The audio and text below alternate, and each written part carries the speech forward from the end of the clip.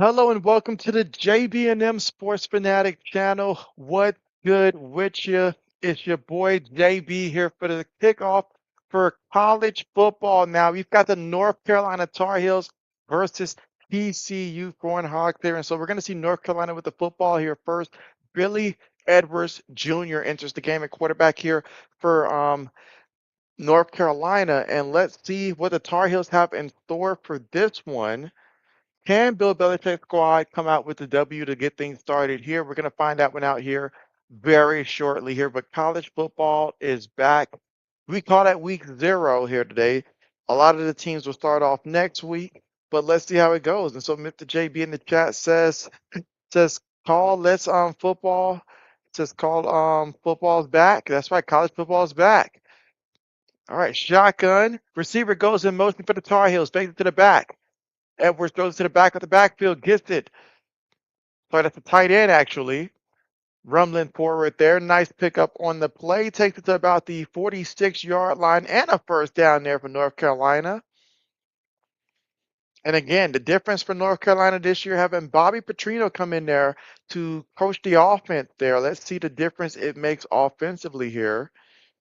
And that was Thurman with the reception there for the Tar Heels, the tight end.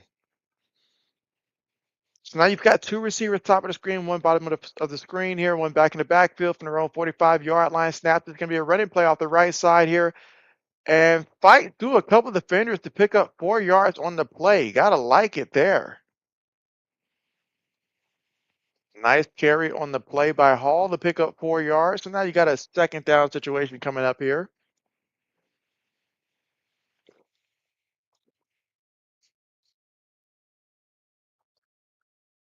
Mike, what's good?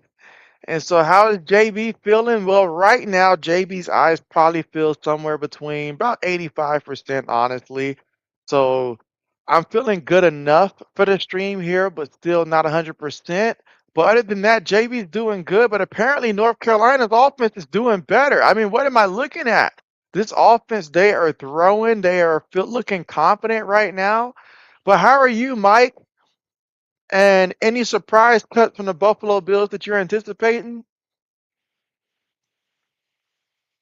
And again, look at that. I mean, he has found his tight end multiple times here on this opening drive here, and he looked comfortable in that pocket.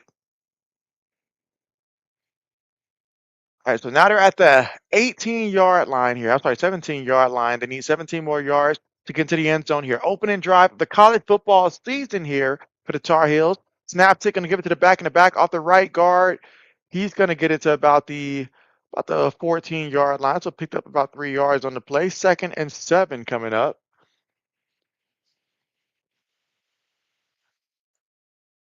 He said Dwayne Carter. Bet. And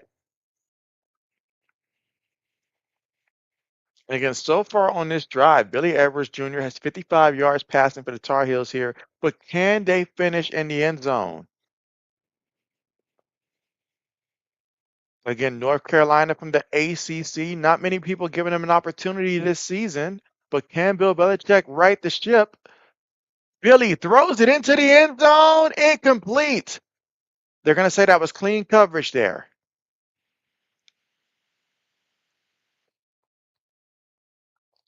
Let's see. Mike says, unless 4 years accrued, they will probably just go back to practice squad. Most likely, I would think. What's been the biggest surprise so far, like just watching the NFL preseason or hearing some of the stories that's been coming out so far?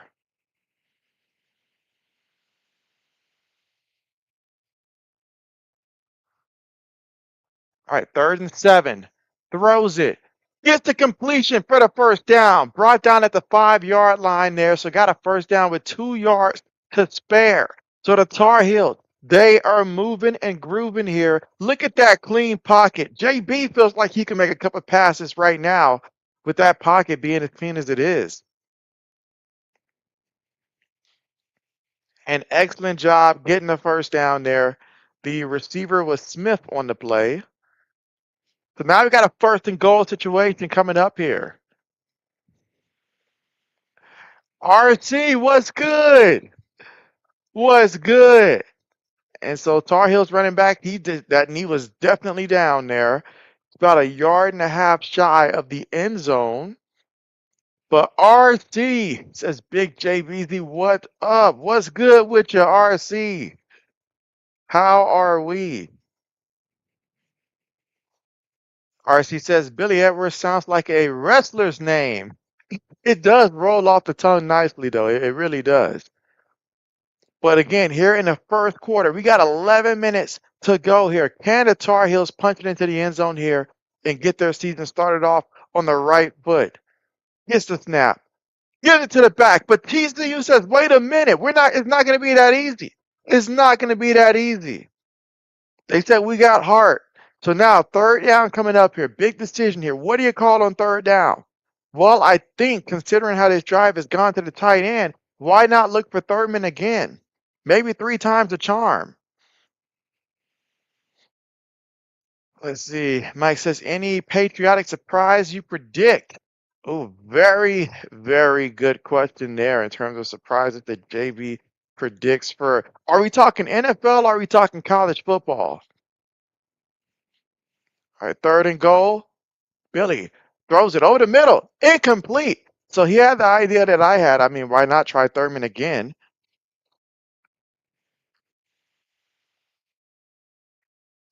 Let's see. Archie said, you changed the beginning of the name. You didn't like people calling you fancy dimes. And so I feel you there. You say which one of these teams are ranked? None of them, RC, and I'm glad you brought that up. None of these teams are coming in here ranked. For TCU, it's not so much that TCU on paper looks all that bad. It's just the question marks. One, you know with TCU, that defense is always, by the way, field goal is good for the Tar Heels. So they were moving all the way down there, but the drive stalled just a couple yards shy of getting into the end zone, but they did tack on 3 points there. And so again, North Carolina, they got to figure a way to get into the end zone if they want to win a matchup like this. But for TCU, I'm interested in seeing how the quarterback play is going to be. Because every time I think about TCU, I think about Josh Hoover. Again, Josh Hoover transferred to Indiana for this upcoming season here. So looking to see how they're going to look offensively with a different quarterback. That's certainly going to be something that I'm going to pay attention to, as well as their defense. But good job there for TCU. I mean, you bend, but you didn't break. And as for North Carolina, you did get some points there to open up. I really thought that was about to be a touchdown drive, though, but we'll see what happens moving forward. But yeah, none of these teams enter the season ranked. RC says, got to settle for the field goal. Mike says, is Gunnar Stockton good? Well, Mike, in all honesty, if we're talking good, like get drafted by NFL type good, I'm gonna give you a harsh no. Is he good as in he can help UGA, win games? He's been the question mark. If Gunnar Stockton takes that next step and actually become more of a passer, he needs to become more of a consistent passer to help them. That's why they were not able to elevate last year enough to win, perhaps even the championship last year because of his play. So he's not bad by any means. He's not bad. He just has to rely a little bit more on his legs and stuff. And he makes the occasional big play, but if he's more consistent moving forward, then UGA will be better because of it. So to say, is he good? I'm going to say he's right at that borderline good, but he's not elite or anything like that. He's not someone that you're considering for the draft as of right now. But you never know what another year in the system can do for a guy. Let's see, Mr. JB says, let's go TCU. RC said, is that Bill still a wreck at coach? Believe it, believe it, believe it. Let's see, RC said, JB, I'm laying groundwork for my third channel. A third channel? How many channels are we aiming for, RC? A third one seems like a good bit to maintain. Let's see. Mike says, JB, look the camera in the eye and predict if Daniel Jones will be as good as if you were looking at me, JB. You're under. Oh, you know what, Mike? I'm glad you brought that up because I have been listening and looking around, at different experts to see, like for Daniel Jones, mostly for fantasy football purposes, but why are a lot of people not thinking that Daniel Jones can continue how he started off last year? in the same system, basically. You've got someone like Jonathan Taylor in the backfield. You got Tyler Warren. You brought back Alec Pierce. So as long as he is healthy and stuff like that, I'm not going to say that he's going to look as amazing as he did, like when the coach started off with that win streak last year. But I don't think he's going to be bad either. I think he's going to be like, top 20 when it comes to fantasy football quarterbacks if he uses his legs and stuff. But that's really about it. Like I wouldn't expect no top 10, no top 15 finish, but I could see a top 20, closer to 20 type of, season. So will he be good enough for the Colts? I think he'll be good enough for the Colts. But it's tough because you play Houston twice. That's tough, you know. Jacksonville defense is no slouch either. That's tough also. So statistically, it may not show, but I think he can do a good enough job.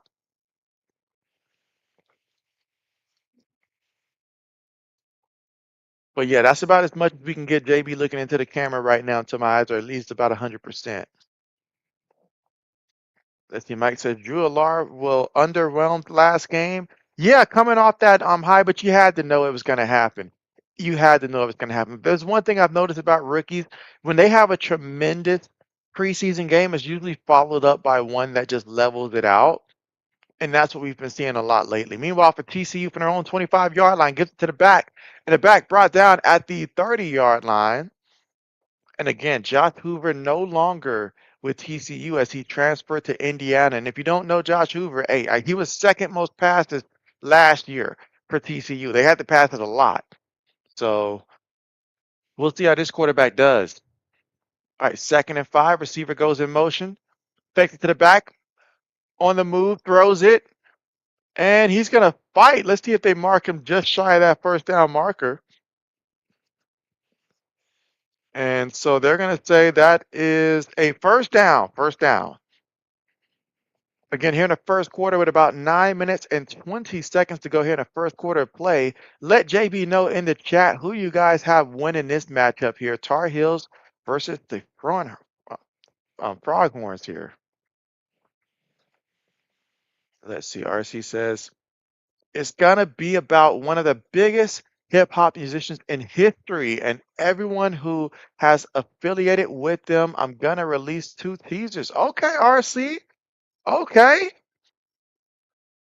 All right, meanwhile, oh wow, look at that run. He's still running. Look at him go. Brought down at the 20-yard line.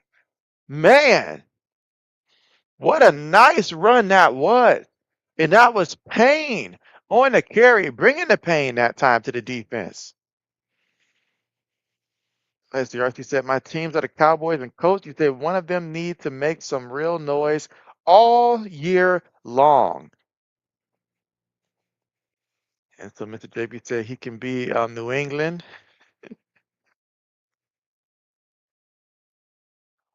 All right, let's see. Mike says, can we shout out Raider fans no matter how bad it gets?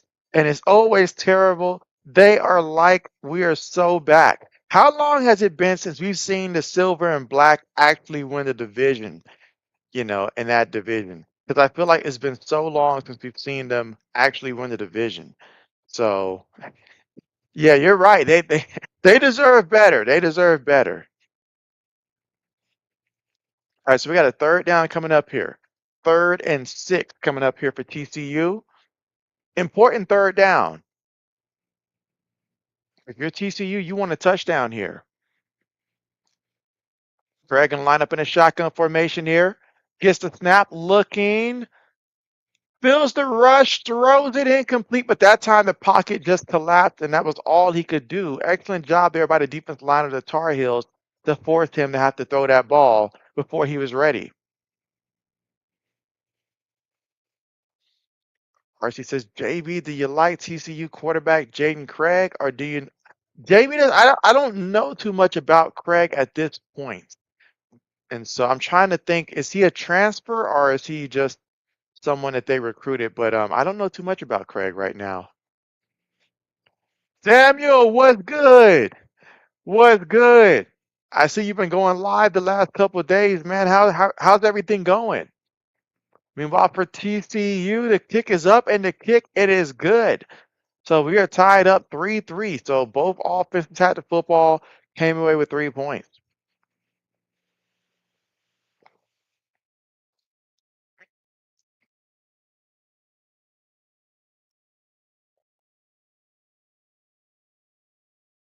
As you said, JB, I looked at the stream at 9:45 Central Time to make sure you ain't canceled. Hey, that's what you gotta do. That's what you gotta do. But nah, JB, man, I'm telling you, this is the third time this year that JB has had these problems with just my eyes being sensitive to light and stuff like that. Like, if you were able to really zoom in on my eyes, you probably would see that there's still some redness and some poofiness around my eyes and stuff. But up until last night, sometime around 7, 8 p.m., was when I finally started to improve enough to where it wasn't painful looking like at a laptop or something like that. But man, the last 48 hours prior to that, JB was going through it. So, but yeah, but I tell you what, though, I tell you guys what, I haven't put up my streaming schedule for next week just yet, but I do know that I will be streaming Saturday, and then I know Monday, the following Monday, we do have on Labor Day, we do have a game coming on there, so I'm gonna stream that one as well. I'm thinking about streaming the Wisconsin Notre Dame game, but I do have a fantasy football draft at that time, so I've got to look and see if I have enough time to actually stream that game before my fantasy football draft starts for that one. And I also have one on Friday as well because I was thinking about doing the Miami Stanford game also, but I got to prioritize my fantasy football league draft on that one. Let's see. You say Mike says you root Bills, Patriots, and Eagles. You say got to root Hurts. Good old Jalen Hurts. I actually feel like Jalen Hurts understands the situation, and if Jalen Hurts is who I always believed him to be and stuff like that, even though he lost AJ Brown, he should still put together a pretty solid season. I really feel that way because I feel like he's better when his first options, is either Devontae Smith or his tight end. He still has those guys, and you still got Saquon. That's so important for the Eagles is reestablishing Saquon in the backfield. If that happens, Jaden Hurts he'll do just enough. I know his quarterbacks start to age; they don't want to run as much, but he's got to make it do what it do.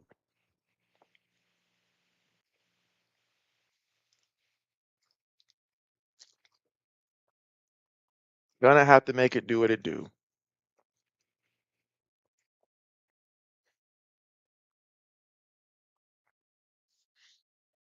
I think next week the game that I'm going to aim the stream is going to be Clemson versus LSU. I think that'll be a pretty good game.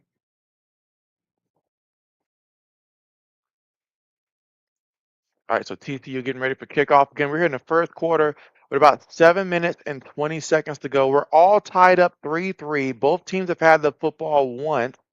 The difference is North Carolina's been passing the ball, and TCU actually been running the ball. Payne has 55 yards rushing already in this one. Let's see, Mike says Miami and Cleveland have put themselves in cap. Heck, you said double hockey sticks, AT double hockey sticks. That they have. Let's see. RC says being like 2 minutes directly next to Chicago, sometimes I have to settle and watch the Bears game. You say I tend to watch my Cowboys more than the Colts, though. You say it's about whatever game is showing, for sure.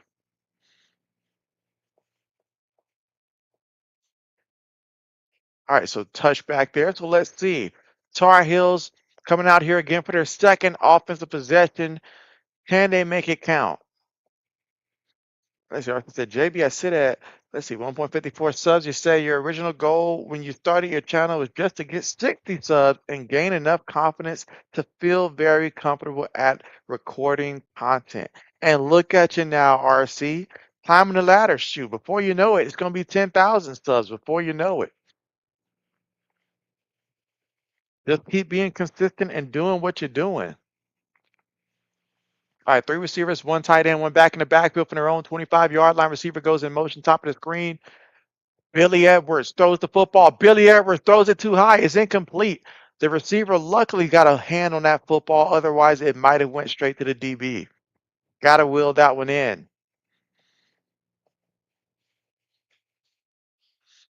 RC says, JB, this is what we've been looking for. A real taste of football that matters. Absolutely. Finally, something that it actually matters. And so, Samuel, what's good? What's good, Samuel? How are you today? Second and 10 for the Tar Heels going to be a run. No, quarterback going to keep it himself. So Billy Edwards on a carry, picking up about 6 yards there on the run. Now we got a third down coming up. Bill is forever taking notes. Somebody get this man a tablet already.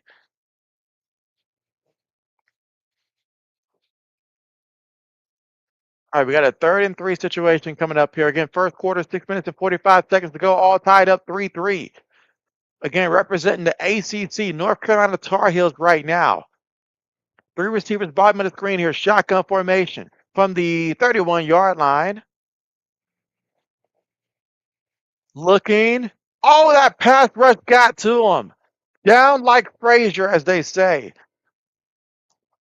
RC says the DB slipped. Let's see. All right, so he said the DB slipped on grass, or he might have had the INT.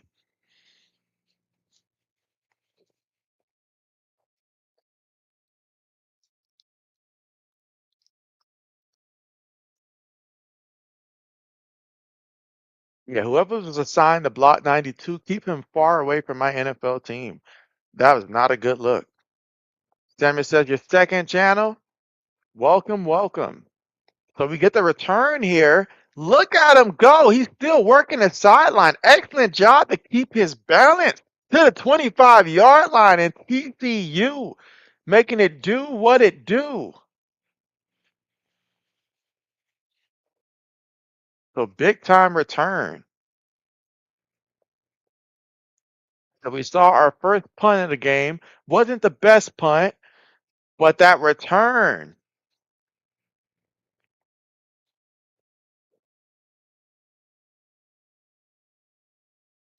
RC, you know what I'm excited about RC next year? I'm excited about the return of College Hoops 2K. That has been one that I've been hoping that they would eventually release another one for. So I myself, I'm excited about that. All right, so Craig moving around. Craig throws it, gets the completion, gets the first down. He's slung out of bounds at about the 11-yard line. So right now, TCU starting off with excellent field position. TCU trying to see if they can take the score to take the lead here in this first quarter. And RC says it best, excellent sizzling punt return. Samuel says JBC news on Tuesday. What happened? Passed away. And so I'm trying to think. JB's mind is a little fuzzy now. I'm trying to think back to two. Oh, yeah, yeah. That's right. That is right. That is right. Dang, and that was Tuesday, wasn't it? Meanwhile, on the carry, picked up about a good 5-6 yards on the carry. And again, Payne making it do what it do.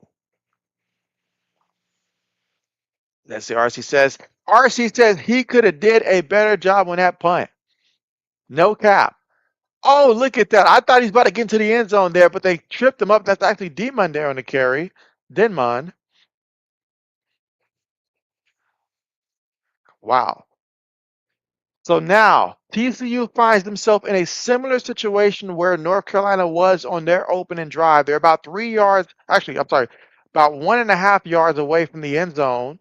And again, that was very close, really 1 yard away. So can they cap it off here and take the lead? That is the question. But hey, this is North Carolina. Can Bill Belichick draw up something special? Oh, look at that. Look at that. And the thing is, if you're North Carolina, you're frustrated because you had about 3 guys that had an opportunity to make that stop, but he just shook them off. He just shook them off like a dog shaking off water, and he scored. So 4 plays, 25 yards, less than 2 minutes in terms of time possession, and TCU gets the first touchdown of the game.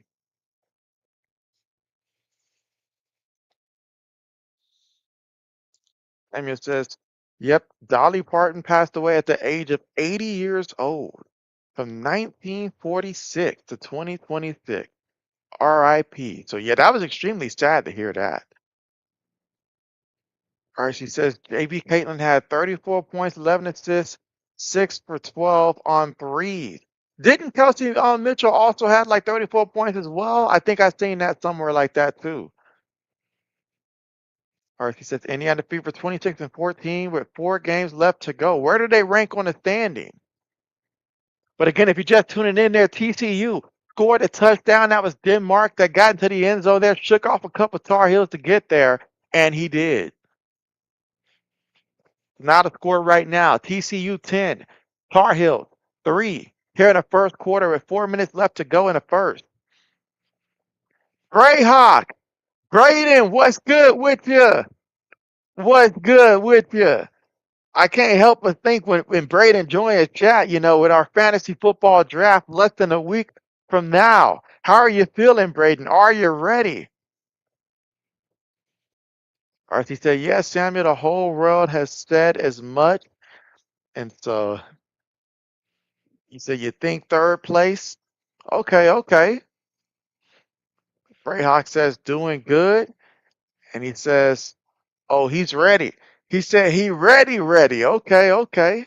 Okay, he's going to take Jordan Love with his first pick. I know he's going to do it. I know he's going to do it.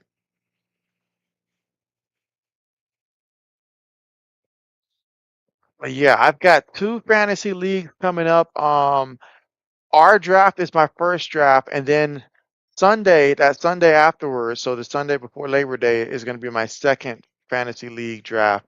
So I'm a part of 2 this year. Oh, you got one tonight? What spot are you picking from tonight? And how many people are in that league? Or as we said, we lost 10 celebrities over the past 12 days. Does it not feel like we've lost a lot of actors and actresses, especially from like shows like Home Alone and stuff like that? I feel like we've lost quite a bit of their cast over the last, couple months. Brayhawk says maybe. The real question mark in our draft is going to be regarding old man. What is old man going to do? That's going to be the question with that second pick. Is he going to play it safe? Is he going to go receiver, running back, or will he end up taking? Because I already know the first person on is going to take a running back. I just don't know if he's going to go by John or Jameer. But the second person who will be old man, I have no idea which direction he's going to take. There's a possibility he might even take Drake May. His words, not mine. Let's see. Samuel says JB update live schedule. Yeah, so I'm going to be going live. I know for a fact next week Saturday I'm going to do Clemson versus LSU. So that's going to be like I think a 7:30 p.m. Eastern time game, Clemson and LSU. I also think I can't think about the Monday night game for Labor Day who's playing, but I know I'm going to be streaming that one. And then possibility that I could do Wisconsin versus Notre Dame. It's just going to come down to how am I going to be able to manage streaming and also my second fantasy draft. So that's the question I have for that one. Because when JB's locked in, he's locked in. Like I got to make sure I make the correct pick. That's the money league, so I got to make sure I make the correct pick. Or she said, JB, our childhood is going away, bro. We got to bring it back, just like JB's trying to bring back the afro, which is not happening. But we got to bring it back, RC. You say, how's my eye doing? Right now, I honestly feel like it's somewhere between 80 and 85%. Like as long as I don't stare at the same place for too long, it doesn't like bother me too much. And like right now, I'm so much better than I was like the last like 48 hours prior to last night around like 6:30, 7 p.m. Eastern time. Because prior to that, like JB couldn't even look at his own phone. Like I could have no lights on. It was awful for about 48 hours. It was pretty bad, but I recovered just in time to be able to stream in all honesty. Like you did the right thing checking to see if I could make it because when I woke up this morning, I was like, I gotta see how does everything feel. But this morning I woke up and everything felt great. So I was like, okay, I feel good enough to be able to stream.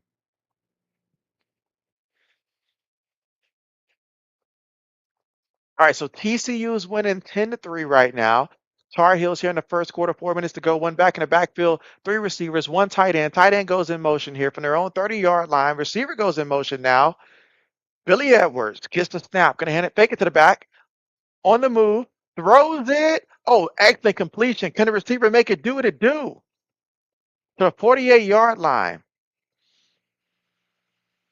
Let's see. Brayhawk says, happy to see that my eyes are doing better. This is the third time this year that this has happened to JB. The third time this year. So your boy's going to have to go without contact for a little bit here because this is the third time this year this don't happen to me and stuff like that. And so second time I feel like in a span of less than 3 months. So yeah, I'm going to be going without contacts for a good minute. But man, Billy Edwards says, who needs contact when you got vision like this and accuracy to boot?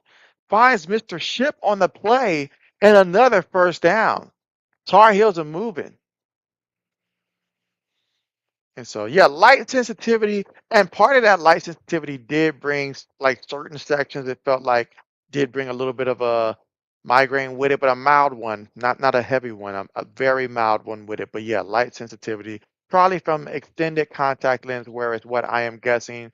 And my eyes just get dry very easily. Incomplete, incomplete, incomplete.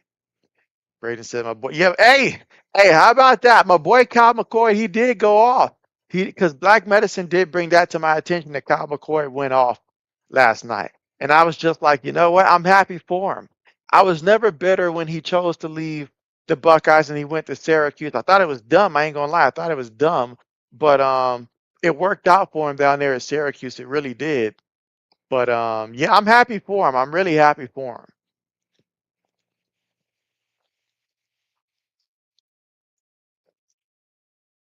I always knew he was a good passer of the football, as they say. Meanwhile, Billy Edwards brought down. He was trying to wiggle his way out of that one, but nope. TCU said not going to be easy. Or she said, Braden, who is our quarterback this season for Iowa? Who is Iowa's quarterback? That is a good question. Jamie said, JB, look eyes out of Gulf of Mexico. Let's see. RC said, I've always been terrified of contacts. Really, RC? I've had contacts since I think that since the 10th grade.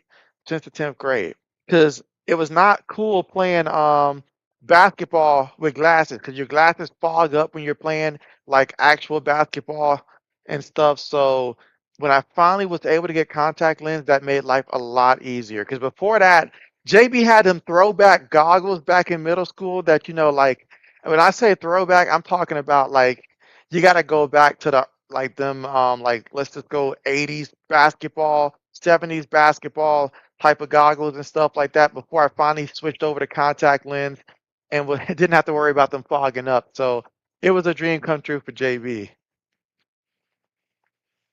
Just don't be like JB and keep him in for about a month. Billy Edwards throws on a fourth down, gets the completion, and he's fighting, still fighting to the 9-yard line. So the Tar Heels roll the dice and they get the completion. Let's see, Brayhawk says Jeremy Hecklin's ours. I'm sorry, Hecklin's guy. Oh man, was he a first year? Like, what year is he in? Is he a transfer? Oh, touchdown, Tar Heel. So just like that, Jalen McGill on a 9-yard rushing touchdown for the Tar Heels. 7 plays, 70 yards, 2 minutes and 56 seconds on the drive. Wow, just like that, we got ourselves a game. We got ourselves a game. With Bobby Petrino being the offensive coordinator here for the Tar Heels, you can see the difference here offensively. And so, Dip making plays. Jamie says, JB, look out for tropical storm, 10%. As the RC said, I've always worn glasses over contacts, JB. Ray Hawk says he's a junior. Okay, so he's a junior. How long has he been on the team? And so Brayhawk says, touchdown. That's right. We're all tied up 10-10. 10-10. In the words of the great Waka Flocka, 10 plus 10. That make 20 though.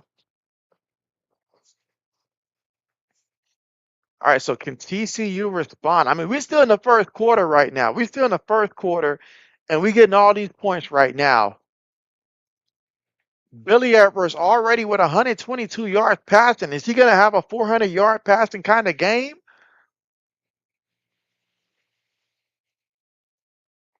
Billy putting himself on a map. Kickoff on the way.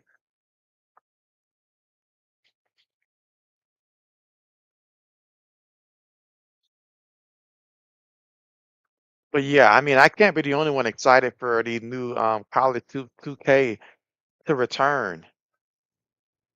I think they said like early next year, early 2027, sometime maybe like what, February or March, I think.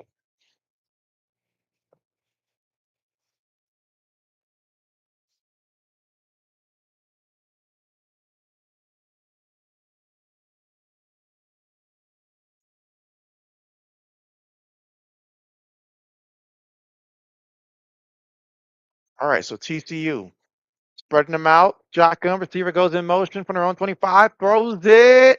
Oh, nice completion. And the safety, he's tripping over nothing. I mean, literally, he tripped over his own toe. 50 seconds to go here in the first quarter of play, and TCU to Pimpton. Now let's see what happened here. What happened? How does a safety get caught dog walking on the play? Look at him, all out of position, just terrible. First and 10. Feeds it to the back. Oh, he brought down for a loss there. North Carolina said, no way. No way. I feel like we could put RC on the D line right now and we would have got similar results. Second and 12 coming up. Phoenix, what's good? Phoenix says stopping into what's good to JV and members. What's good with you, Phoenix? I know you've been fishing. And that's the end of the first quarter, guys. The score being 10-10. Oh, look at that. Bill Belichick is not liking what he's seeing from his defense right now, and I can't blame him. He's like, what's the point of practice if we're not going to do it the way that we practiced it? We're all tied up 10-10. TCU with the football. I mean, look at the first quarter. I mean, it was a lot of passing from North Carolina. Billy Edwards, 122 yards passing. Thurman's been the leading receiver there for TCU, the tight end. I'm sorry, for you, North Carolina, the tight end. He's got 55 receiving yards, especially in that first possession. I think they all came on the first possession. As for TCU, Craig's got about 60 yards passing. Payne is the leading rusher right now for TCU. He's got 3 carries for 55 yards. And their tight end, Pimpton, has 40 receiving yards. So the tight ends have been very involved in this one. And Phoenix says, stuck at work today. You say fall fishing about to really take off during primetime football season 2. So I know Phoenix is happy right now. It's a great time to be alive, guys. A great time to be alive. Absolutely. Brayhawk says there's Jaden Craig. That's right, Jay Craig. Jaden Craig.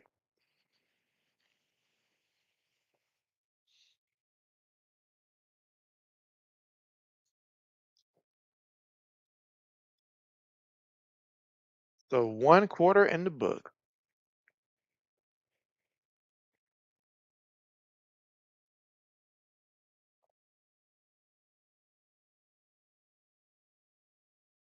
But yeah, if anybody else has any fantasy football leagues drafts coming up, let JB know as well. I know Brayhawk got one tonight, but you guys let me know if anybody else has any fantasy football league drafts coming up here shortly.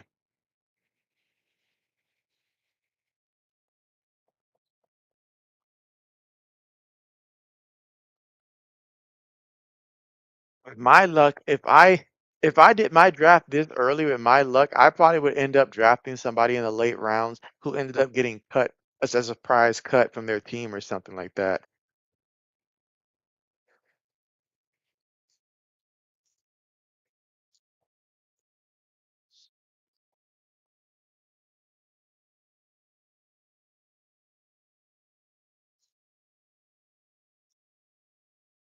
All right, and again, we are at the commercial here.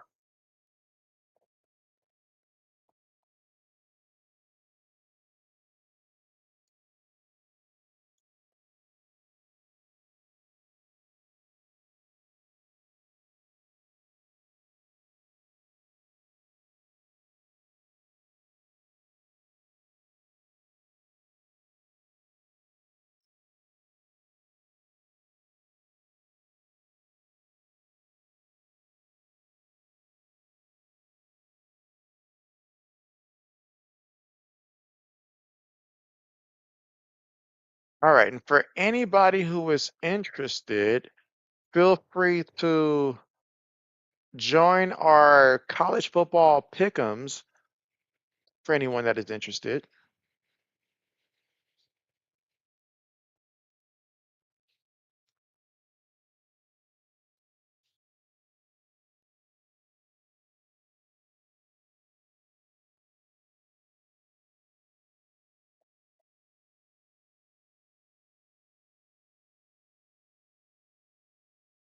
All right, so getting ready to start the second quarter in this one. All tied up 10-10.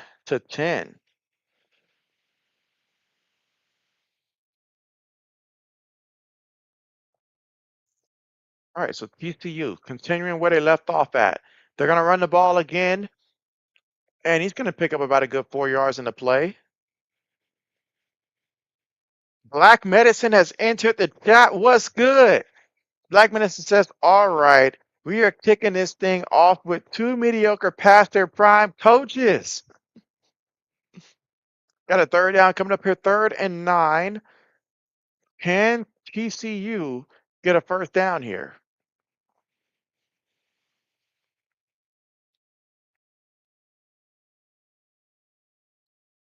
All right, receiver goes in motion here. Craig gets the snap. Going to give it to the running back, and the running back, he's running, gets the first down. That reminds me of the classic Madden when you're expecting a pass and they run the ball and they get the first down because everybody was thinking pass, but wait a minute. There is a penalty for holding. So the Zebras, they finally get involved here. I almost forgot they existed for a split second because they've been so quiet in the first quarter. But here in the second quarter, we get a holding penalty.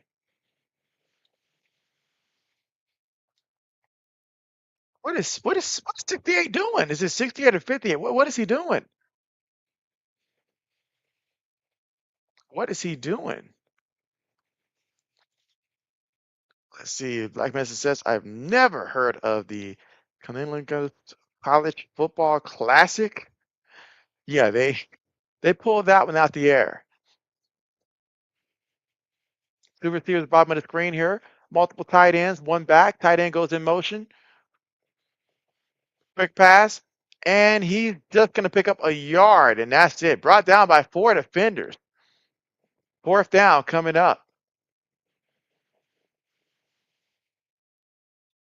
Black Mesa says, don't Google that first word. Will not do that. So here in the second quarter, 13 minutes and 38 seconds to go, all tied up 10-10, and fourth down coming up here for TCU.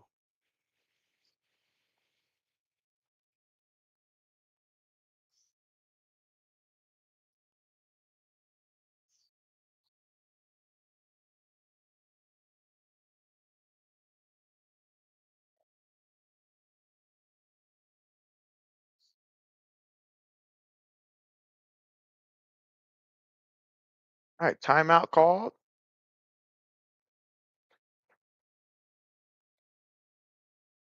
North Carolina must have been very confused to burn a timeout here.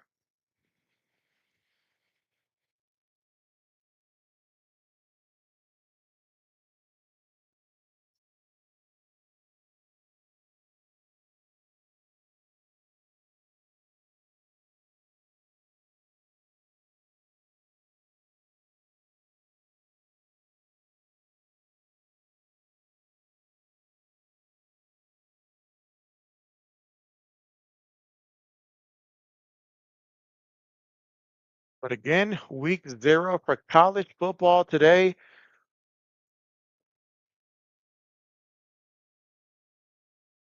And as for the NFL, they finished up preseason today. There's only 2 games today. I know that Detroit plays Indianapolis at 1 o'clock, so that game's going to be starting shortly. And I think at 6 o'clock, there's forget who the other 2 teams remaining were in the NFL for today. And then that will wrap up oh, that's right, the Chicago Bears and the Tennessee Titans. They play at 6 p.m. Eastern time later today. And then that will wrap up the NFL preseason.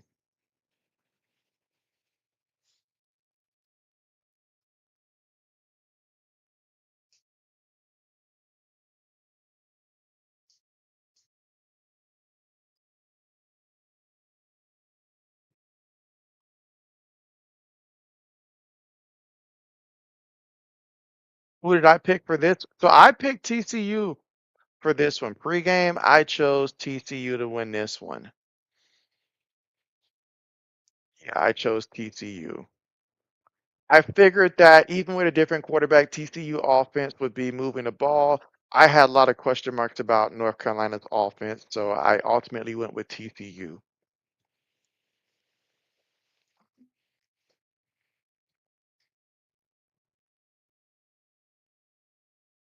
Black Medicine took TCU as well. I know Mr. JB went TCU also. Did anybody take North Carolina in this matchup?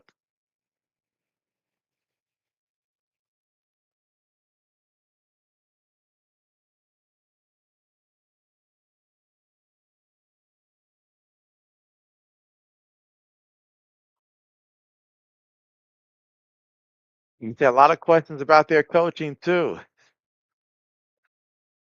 Bobby Petrino's done a pretty good job so far in this one. I mean, granted, North Carolina hasn't had the football yet in the second quarter, but already Billy Edwards, 122 yards passing so far in this one.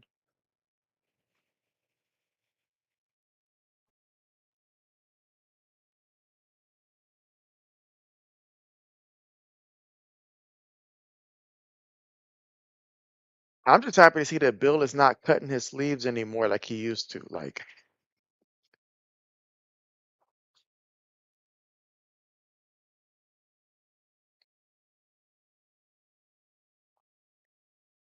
all right, so 4th and 10, throws it incomplete, incomplete. Tar Heel got a hand on that one, and that's going to be a turnover on downs.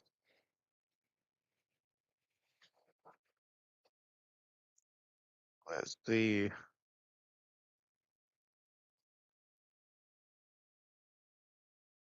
So Black Man says that Belichick is trumping it. You say he's here to collect checks and doesn't care about building a winning program.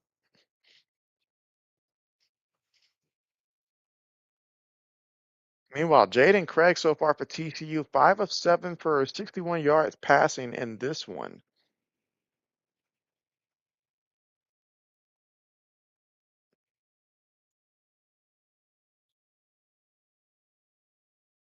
All right, 1st and 10. Billy Edwards up under center, 3 receivers, 1 tight end, 1 back in the backfield from their own 35-yard line.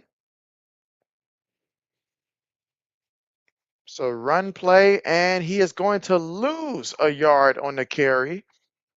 Excellent job by TCU. Short end on the tackle.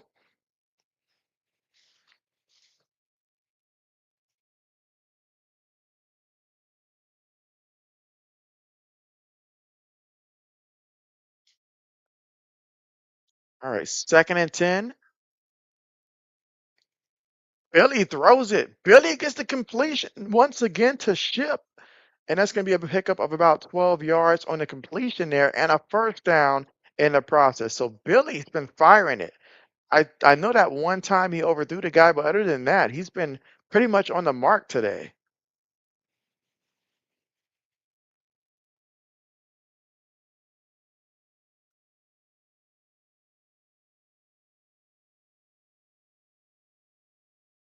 All right, 1st and 10. So run play and take the pass midfield with that carry. Couple yards on the play. As see, Brayhawk says, that should have been picked. Black Medicine says, wait, I forgot Mac Brown was there too. Said Jordan Rogers just reminded me.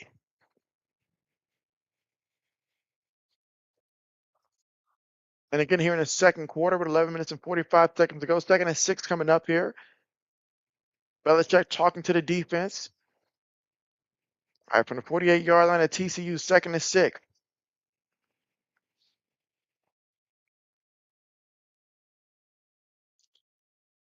Run play. Looking. Oh, keeps his balance and he's running. Still stumbling forward there, but there's a penalty, so does it even matter? Let's find out.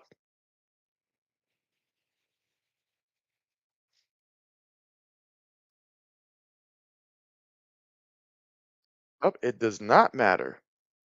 What is it good for? Absolutely nothing. Blocking the back. So we're going to bring that one back.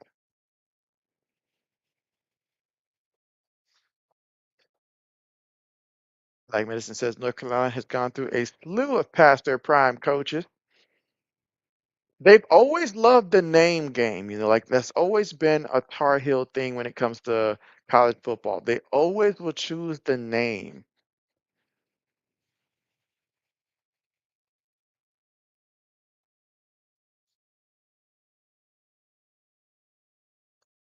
So after the penalty, we're looking at 2nd and 16 now for the Tar Heels.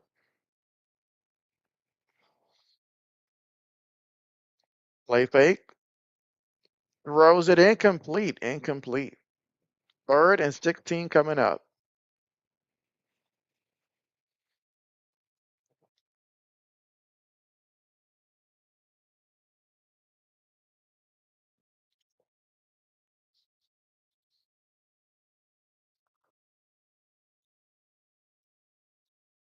Again, here in the second quarter, 10 minutes and 58 seconds to go, still tied up 10-10. So the first quarter, we have the fireworks right now. 3rd and 16. Can the Tar Heels pull off a big play here?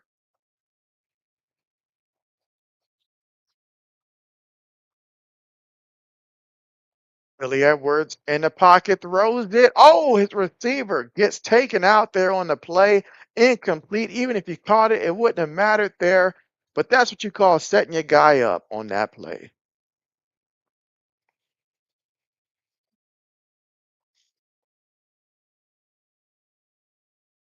Like Mr. says, Belichick just rolled up the sleeves on his hoodie. He should just go back to the short sleeve hoodie. Yeah, just go back to cutting off the sleeve.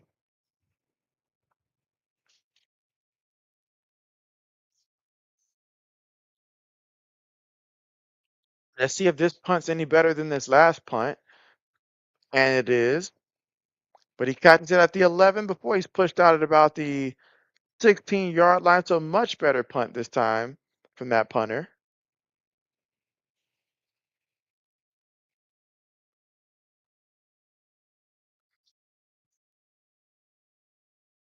See, Samuel says JB looked no driver, trucker, or company name in Ramo self-driving truck on a highway. Keep that far away from JB. JB cannot trust them self-driving trucks. No way. Keep it away from JB.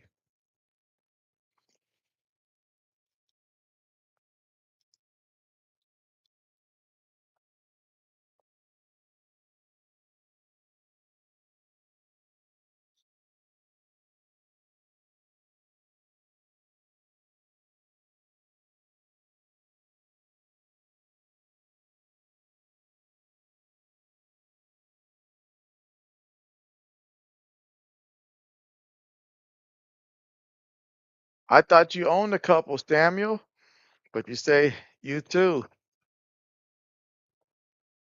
And again, we are at the commercial here.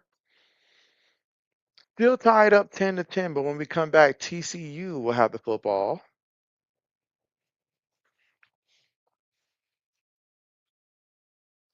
Let's see. Black Medicine said, I've seen those, Samuel. Tell me where it's at so I can go make me a few million by hitting it with your car. Let's see. Brayhawk says, dangerous pass. I say, is this one of those moments where Brayhawk is like so far into the future, the rest of us have yet to catch up yet?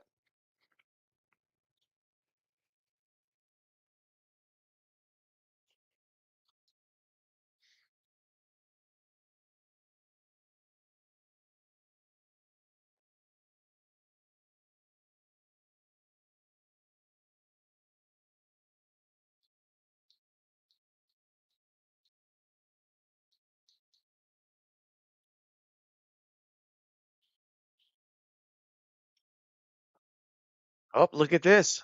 Black Medicine has a forecast for us. He says, this is Iowa's year. Says top 5 offense. I can see it clearly.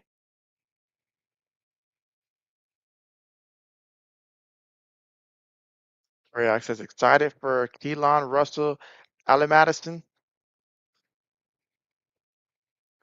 Allen Medicine.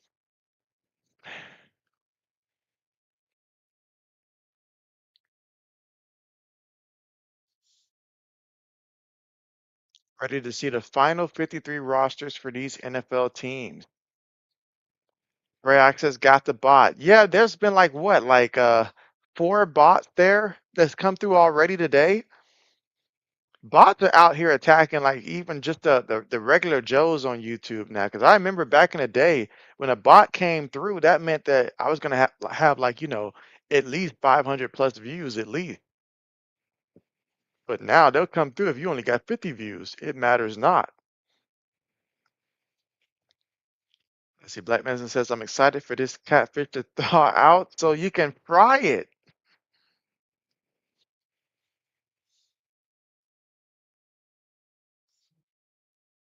That's literally gonna be the play of the day. All right, from our own 17-yard line, TCU here in the shotgun. Three receivers, one tight end, one back. Feeds it to the back off the right guard and center, and he's going to take it to about the 20-yard line. So picked up about 3 yards in the carry.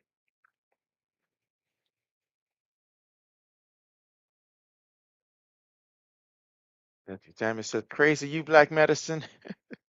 Black Medicine says, JB, you might have to change the settings to where you have to be subscribed to comment or something. And so, I mean, the bots, they are going after it. They are going after it. And so, because yeah, it used to not be a big thing because I used to know that it used to represent like, okay, that means that a lot of people are seeing your videos, but no, they just show up just to show up now.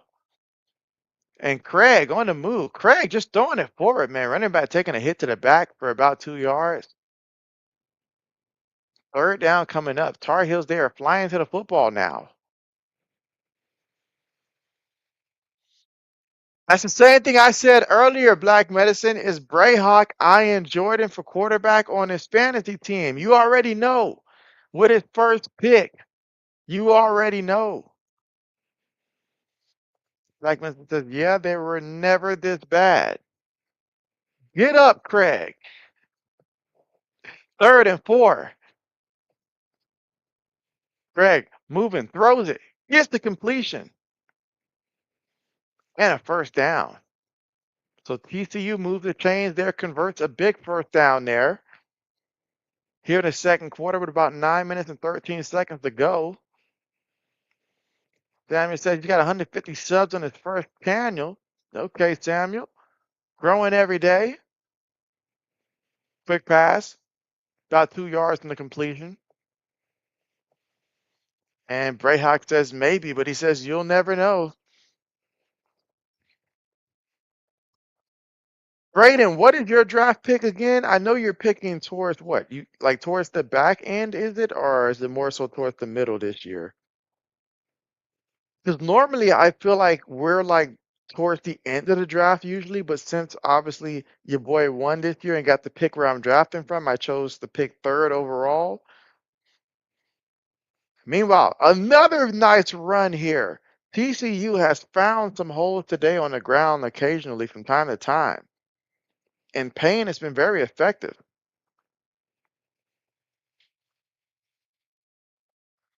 Damn, it says 51 on your second channel, so you combine that, that's over 200 subs. Let's see, Braden says it's the middle, you think? Okay, okay.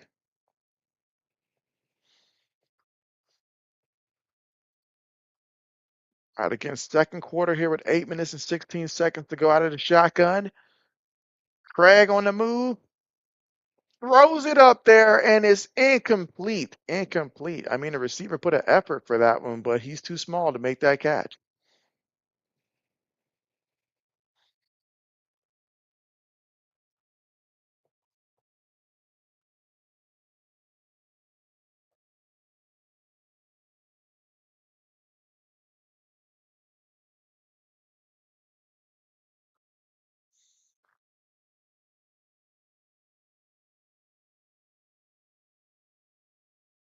What do we think is going to happen with the whole Josh Jacobs situation? Is Josh Jacobs like going to be suspended during the season at some point this year, or will this end up being a next year type of problem?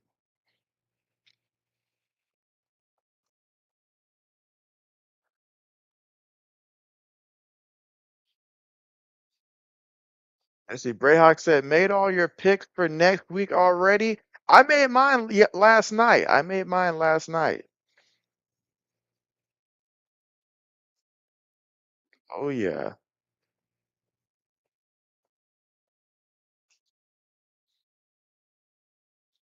Ray says he's going to be suspended or cut this year. Didn't their coach come out and say that he's not going to cut Josh Jacobs, which I thought was pretty immature to say because I'm like, once that video hits the scene, let's see if you're still saying that. But I just want to know, like, let me know before the NFL, before our fantasy football draft. Better yet, don't tell us yet. Let somebody else draft them and then see how this plays out. But they say they got the video, and the video they say looks really bad.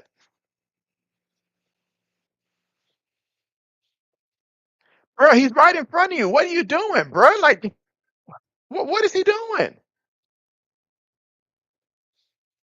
Right, we throwing football, not punches. What are you doing? Take something off that.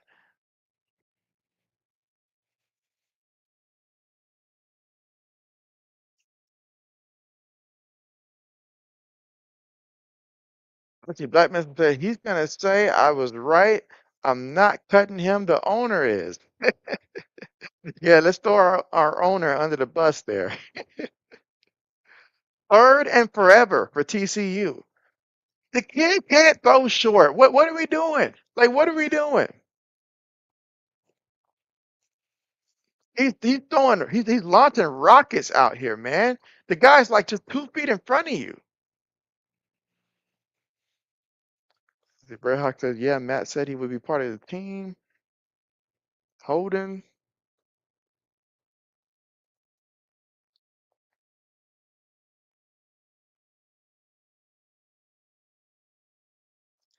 Black Medicine, you took the thoughts right out of my mind. He's not Hoover. Oh man, anytime your punter gotta get up there to grab the ball like that.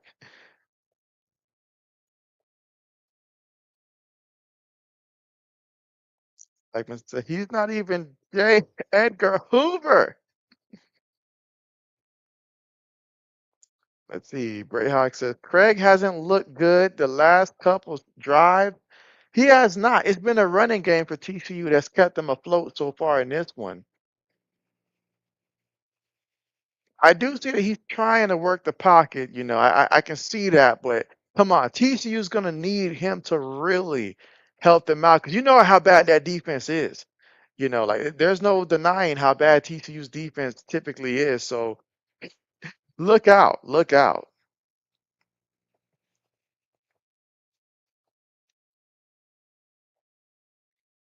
Samuel says, good game yesterday, NFL preseason game, week 4. Week 4.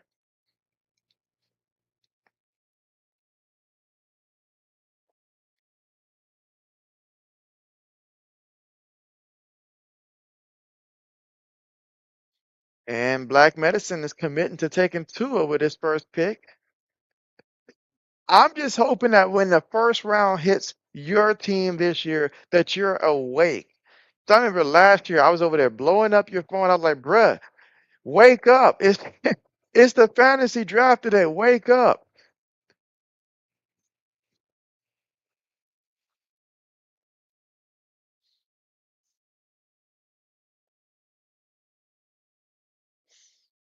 I think last year it was both you and Zoe. Although I think for Zoe, he waited to the last minute to try to sign in and couldn't sign in and was having that last minute panic, I can't sign in. So I think he's done that 2 years in a row, actually. I'm like, bruh, get it ready.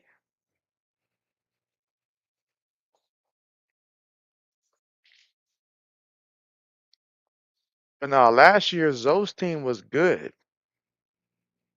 What was your record on Braden last year in fantasy football? Because I know you're inside of Zoe's division, and I know that Zoe won, I think, with 9 wins. I think he was like 9-5.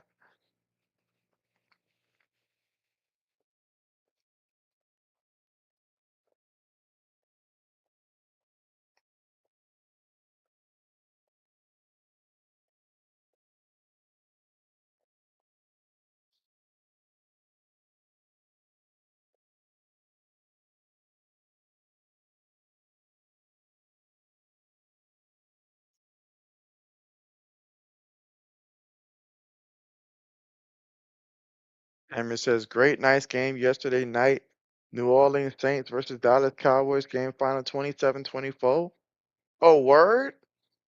I didn't even watch that game last night. Well, I couldn't really watch that game, but congrats to your Saints. Meanwhile, here in the second quarter, we've yet to see a score since the turn of the second quarter here. With 7 minutes and 5 seconds to go. Tar Heels with the football. Three receivers top of the screen here. Billy Edwards in the pocket. Billy Edwards moving up. Billy Edwards for the scramble. And Billy bounces all the way to about the, let's see, picked up about 12 yards on the play. But man, Billy doing work. That time Billy saw a lane. 27 is so slow on his feet. Look at the way he could not move his, he couldn't turn his hip for nothing. I've seen grandmas on a cane move their hips faster than 27 was doing out there for TCU. That just ain't right. Run play off the left side, picked up a yard in the carry. 6:20 to go in the second quarter, all tied up 10-10.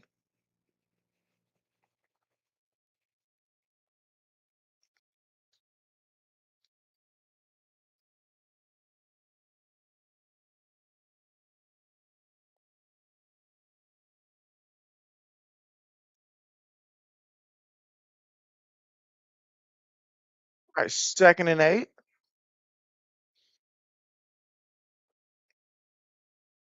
And Billy throws it. Oh, incomplete. Incomplete. Third down coming up. Sammy says, I think maybe Saints make the playoffs. I don't know about a Super Bowl now, but I can certainly see the Saints making the playoffs. It's really not far-fetched at all. They are a team that I'm considering when I think of all the teams in the division. As long as Travis, what does he go by now? A-Chan, A-T, whatever he's going by, and stuff like that, comes in there and has a moderately good season and provide a spark, some explosive plays on offense, and Chris Olave doesn't get injured, I can see the Saints getting in there winning the division. 3rd and 8. Billy throws it incomplete.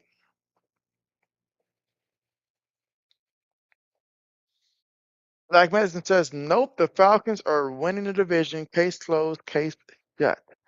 Meanwhile, Baker Mayfield will just have to find another team if that plays out that way.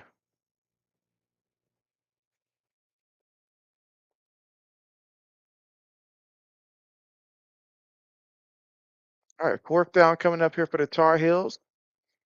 And again, no points this quarter. All points have come in the first quarter. Punts on the way. Fair catch, caught at the 15-yard line. TCU, what can they do with the football here?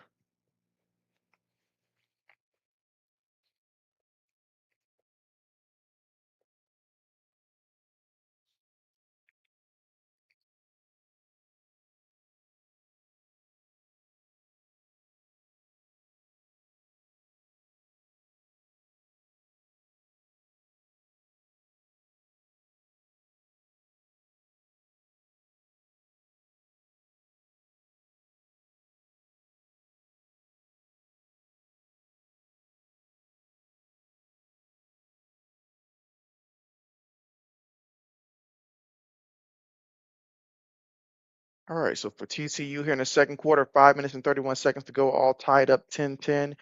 Craig with one back behind him. Receiver goes in motion, going to hand it to the back, and the back is going to fight forward to the 19-yard line. 2nd down coming up here for TCU.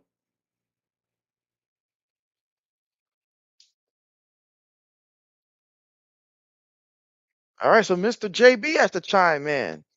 And he says, the date of the bird ain't gonna do nothing. Translation, he does not have the Falcons win the division. Matter of fact, he doesn't think they're going to be that great this year.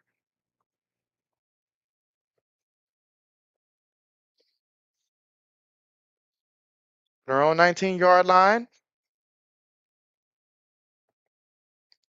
Hands it to the back, and the back is going to be about a yard shy of that first down marker. Great run on that one. Greyhawk says, I don't know about that. So Brayhawk challenges it also. Mr. JB's upset because of what the Falcons did to the Colts in the preseason. They pretty much embarrassed them. Heck, JB's mad with Cleveland based upon how they did us in that last preseason game. All right, but 3rd and 1 for TCU. If they're smart, they'll run the ball here, but the defense has to be anticipating it. And oh, he gets the first down with ease, picks up about 6 yards on the carry. What is the Tar Heels doing? 4 minutes left to go here before halftime.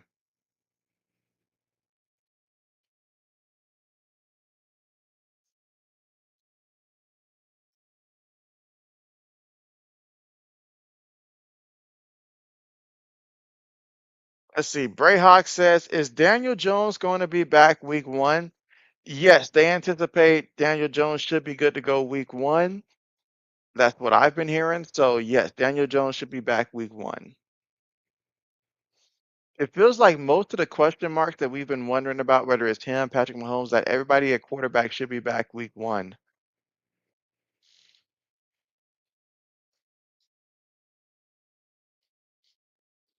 If I'm not mistaken, the Colts start off the season at home against the Baltimore Ravens, I believe.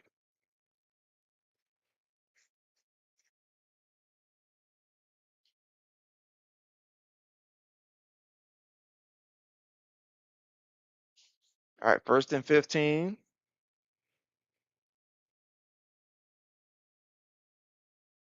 Feed it to the back, and look at him work to the 35-yard line on the carry. Nice run once again. So TCU, they may not be able to pass the ball with consistency, but they are running the ball extremely effectively. Matter of fact, Payne already has over 100 yards rushing. He's got 102 off of 10 carries. So Brayhawk throwing another smoke screen for us, says he'll take Daniel Jones. I'll say this.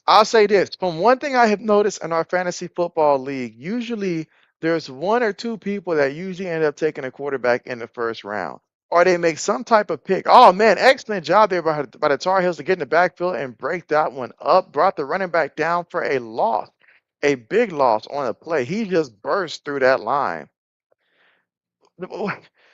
Okay, okay, okay, okay. I'm gonna say this right now. Do not consider drafting any guards from TCU because both of these guards have been getting beat like a drum. I'm like the dude's lining up right in front of you, but you won't move until 7 seconds after he don't pass you, and then try to reach out and grab him by the back of the arm. Like, what are they doing? 2 minute mark. 2 minute mark.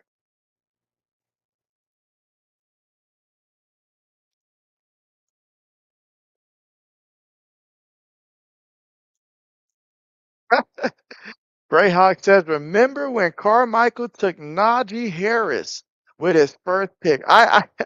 We have not let Carmichael forget that, but since that year, Carmichael has stepped it up.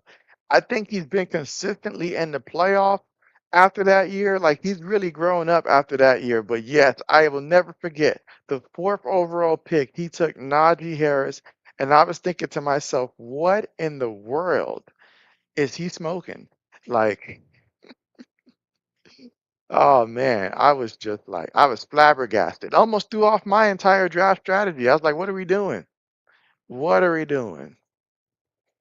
And then there used to be a guy who would always take Patrick Mahomes in the first round back when he was in the league. I think he did that like 3 years straight. He would just, and then he would think he won the entire draft because he ended up taking Patrick Mahomes. And I was like, what?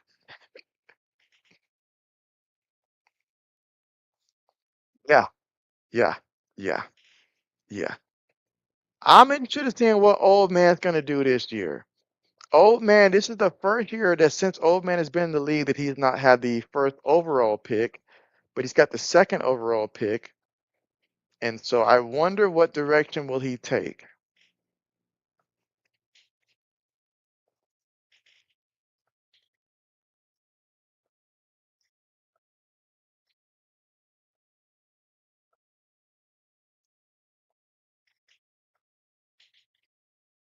And again, we're at the 2-minute mark here. First quarter, both teams scored 10 each, but here in the second quarter, it has not been the case.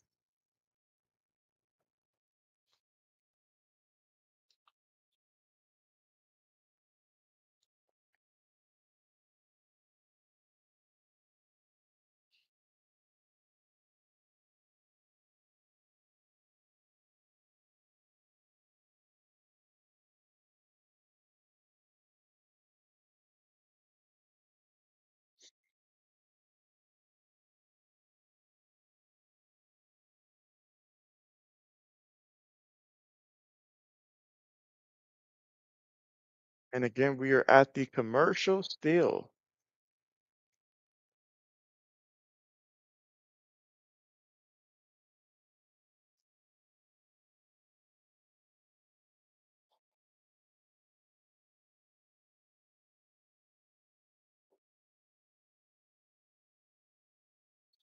How do you guys personally feel about these players being able to get, signed with NFL teams and then realize it's not looking that great and then run back to college? How do you guys feel about that?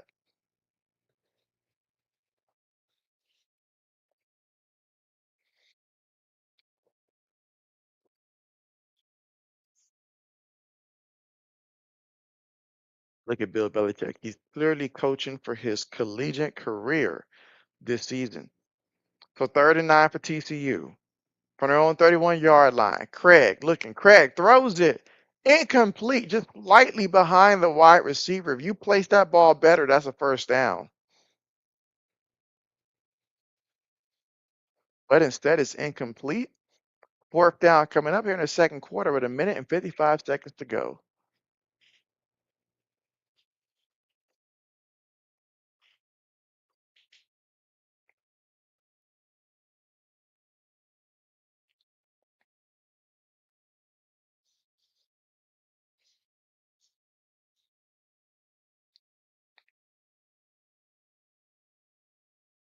Oh my goodness.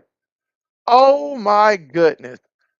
What in the world happened? What is going on? Bruh. That long snapper must be nervous as heck out there because really?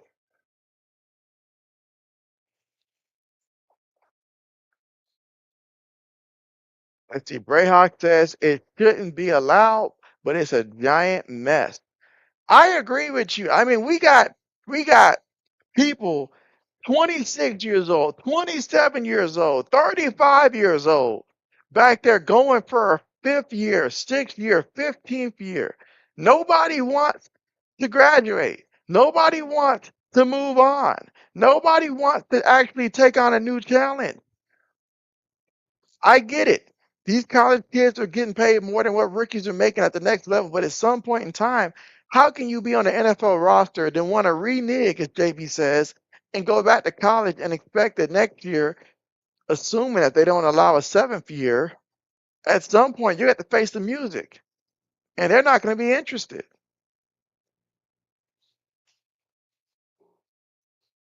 Ray Hawk says, Craig, what was that? I mean, my goodness, you got one job as a long snapper, one job, but what are you doing?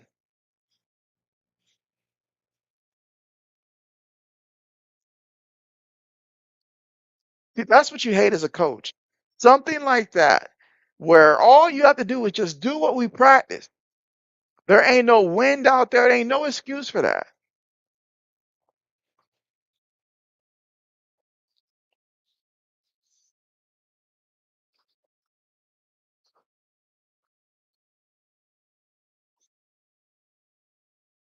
All right, kickoff on the way. Get the return from the 5. It's at the 20.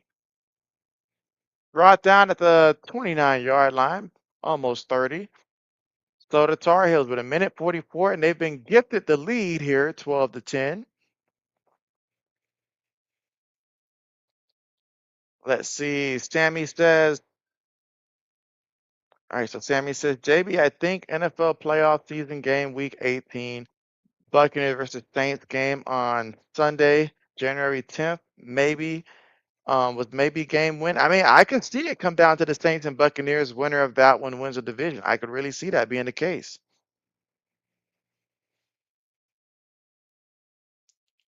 Wait a minute. So there's been a trade. The Cardinals are sending running back Corey Kiner to the New England Patriots in exchange for a seventh round pick in 2028. Who the heck is Corin Kiner? Like, what are we doing? No, what are we doing? Future seventh round pick? No. You know it's a bad trade when the only photo they got of the man is the man warming up. All right, so 2nd and 3 right now for the Tar Heels. A minute 20 to go. They're up 12-10. They would love to tack on at least 3 more points. Billy Edwards Jr. Shotgun.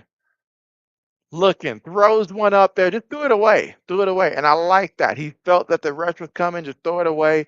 Sometimes that's what you got to do. Do the smart thing.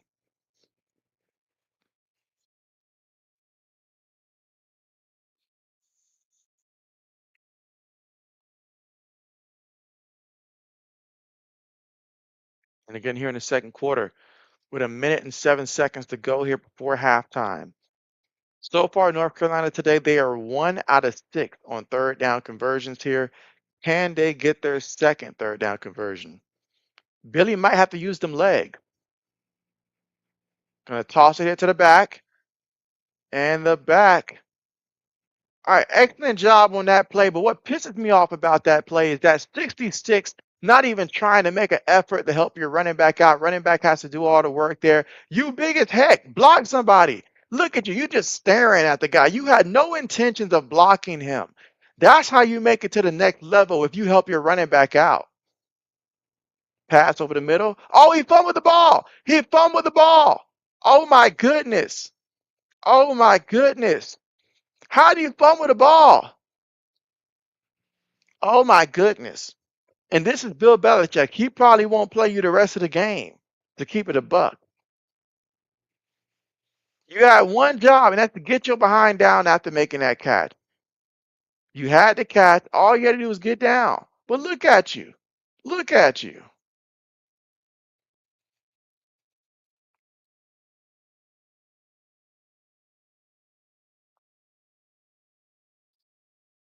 You hate to see it.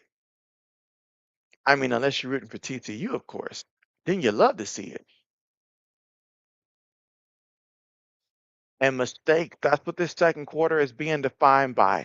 Mistakes right now. Now they're going to review it and be nice here, but I thought he was hit before he was down, but maybe I need to see another replay.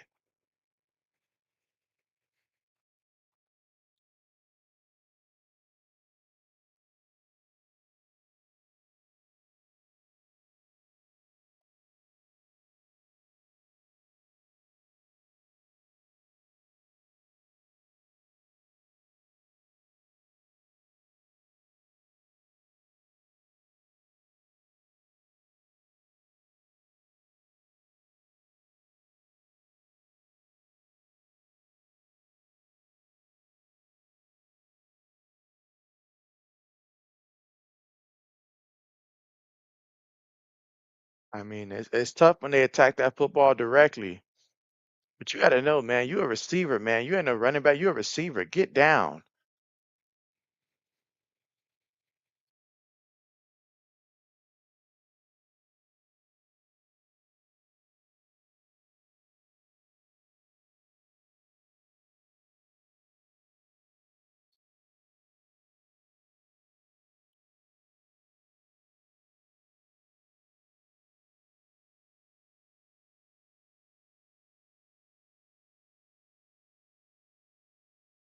Yeah, I knew it was gonna be uphill.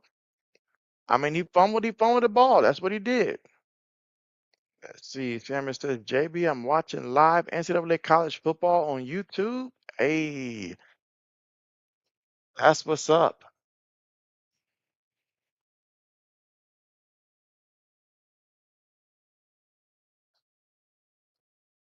You say you're watching from your laptop? Nice, nice.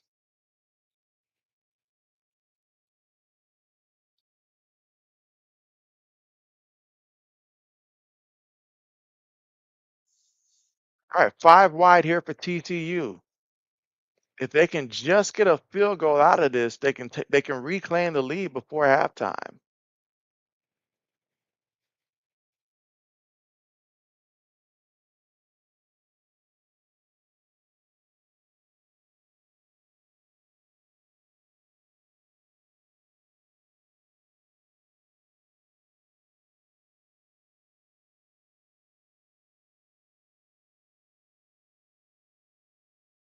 All right, here we go. First and 10. Throws it over the middle. Incomplete. Incomplete. Incomplete.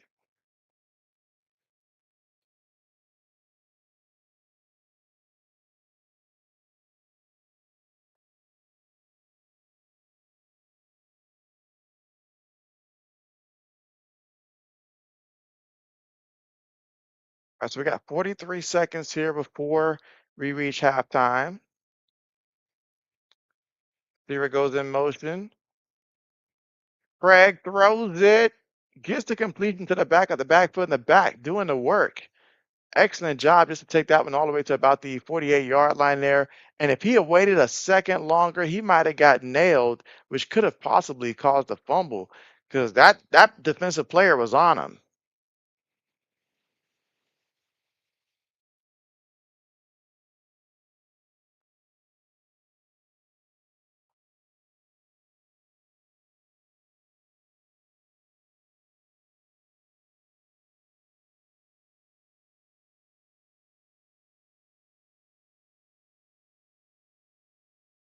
All right, so let's see. Samuel says, JB, where the game at?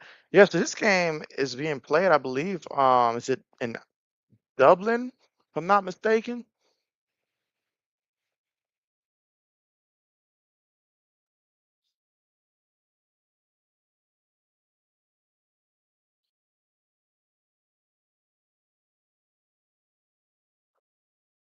All right, so 33 seconds here before halftime, 3rd and 4 for the Tar Heels. And of course, if you're the Tar Heels here, you want to get a first down here. You want to get in range to at least give yourself a shot at a field goal, but you don't want to give North Carolina the football with 2 timeouts to work with. So you got trips at the top of the screen here, one tight end, bottom of the formation, shotgun here, and they are going to stop the clock here.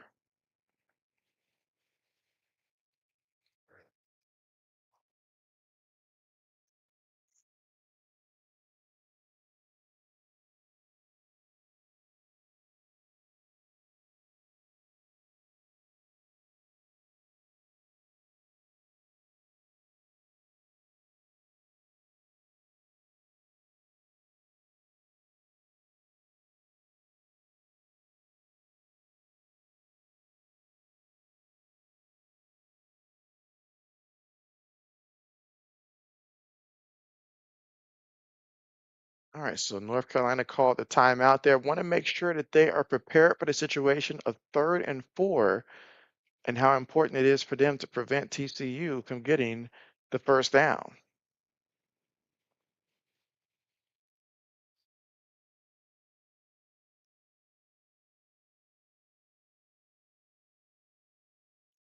And incomplete, even if he caught it, it wouldn't have made much of a difference there. But it does stop the clock for North Carolina, so that part does matter.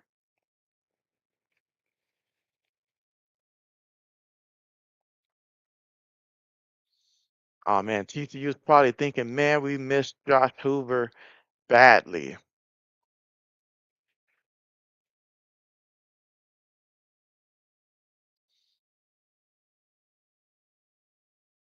Punt's on the way.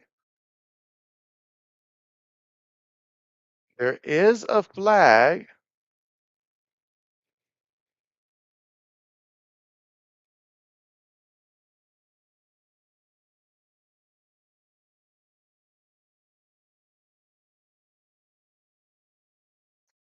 Running into the kicker. Oh my goodness.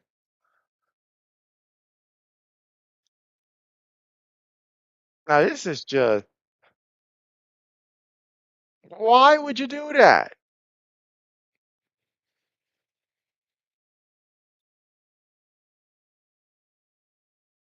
They run into the kicker there. Situational football is not his specialty. That much is certain. You're just gonna gift them a first with 19 seconds. Look at that. Like, what are we doing? You're doing the hard part good, but you're doing the easy part, just making it complicated for no reason.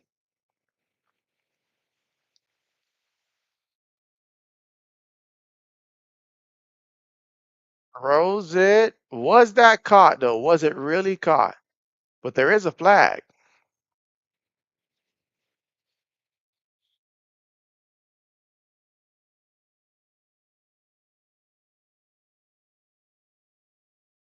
Holding call. No team wants it. Like, really, who wants it? Nobody wants it.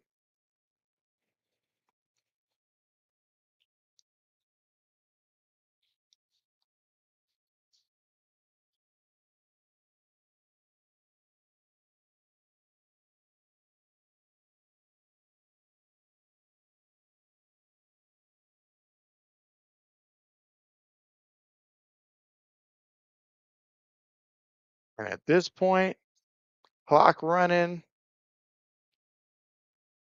that's it. That's a wrap. Poor execution, undisciplined. It's a whole bunch of stuff here.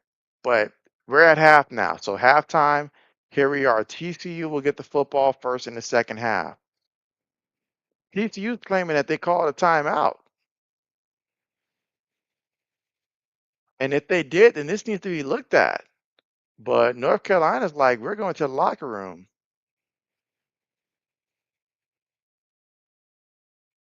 Did he really call a timeout though?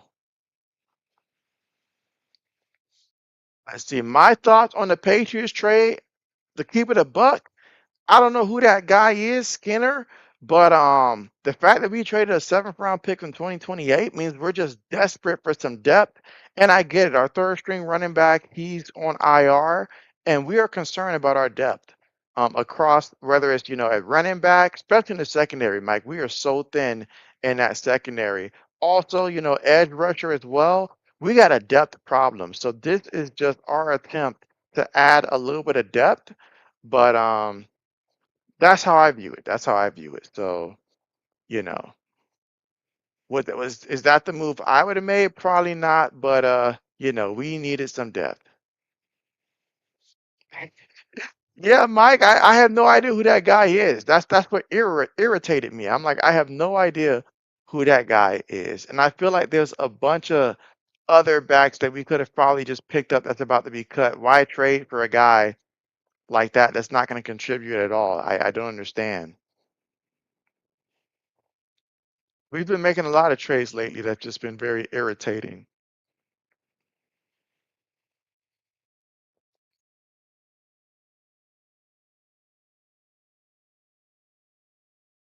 But we are here at halftime, and honestly, that safety was just pure luck for North Carolina. But both of these teams have struggled in the second quarter.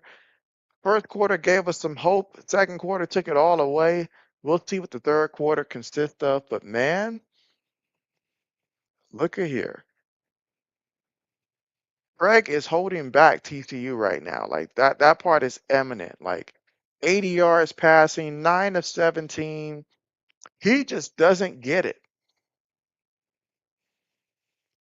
But that penalty that North Carolina did, even though TCU did not end up taking advantage of it, you got to be more disciplined than running into the kicker on a 4th and 4. Like, how dumb can one be? Situational football.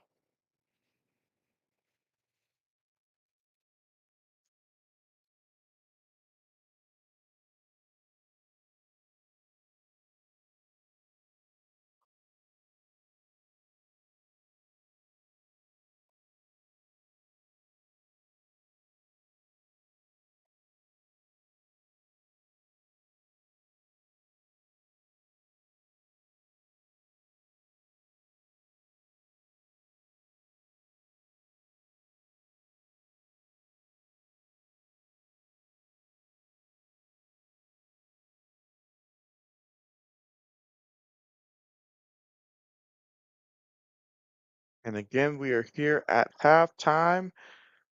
Now, Billy Edwards came out slinging a little early in this one. He got 152 yards passing, 9 of 18. Did cool off a little bit in the second quarter.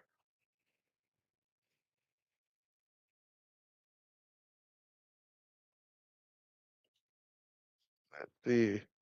Mike says, your GMs are so good, they bought you right back to Super Bowl. Any chance they have found a running back who everyone is overlooking that will help y'all own the Bills? And so, well, believe me, it won't come from him.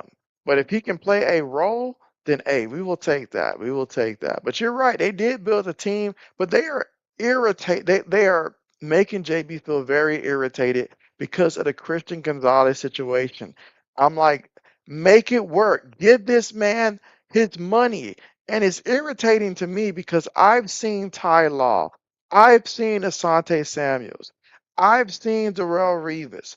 I've seen what's his face who Gilmore. I've seen Gilmore. I've seen JC Jackson. Every time we supposed to pay a big time cornerback, we never get it done. So for me, it's just very irritating that it's not done already. I'm like, why can't we just go ahead and make this man the highest paid corner, get this man what he want, and let's call it that? Because he deserves it. Mike says it's May Allen versus the world. It feels that way in the AFC. Let's see. Is Gonzalez great? I don't know. Gonzalez he's a huge part of our secondary, huge part. I remember on the draft day when we drafted him, and I was shocked that the Commanders did not draft him, and they drafted another cornerback. I forget his name, some scrub or whatever. But they passed on Gonzalez, which I even knew at that time that was a big mistake on their end. Gonzalez is the truth. He is the truth. Even in the Super Bowl, while the rest of us were getting roasted, he still was the best player on that field, hands down. Smart money ball is Super Bowl ball. Samuel says, you think the game's in Illinois? Isn't this game in Ireland, if I'm not mistaken? That this game right here is actually being played in Ireland.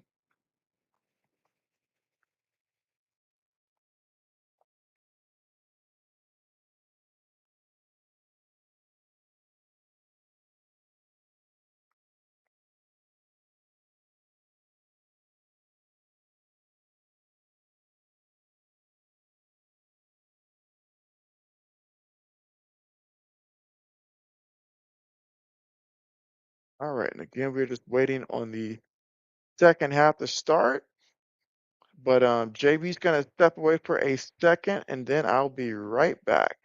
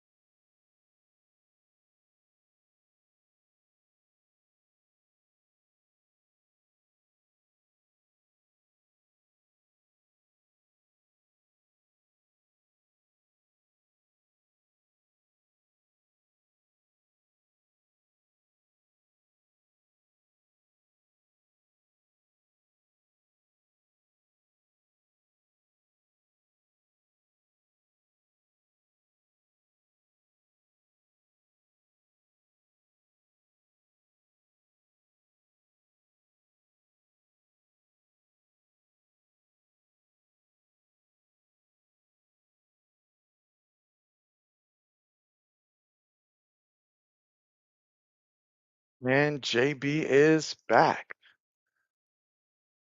All right, let's see.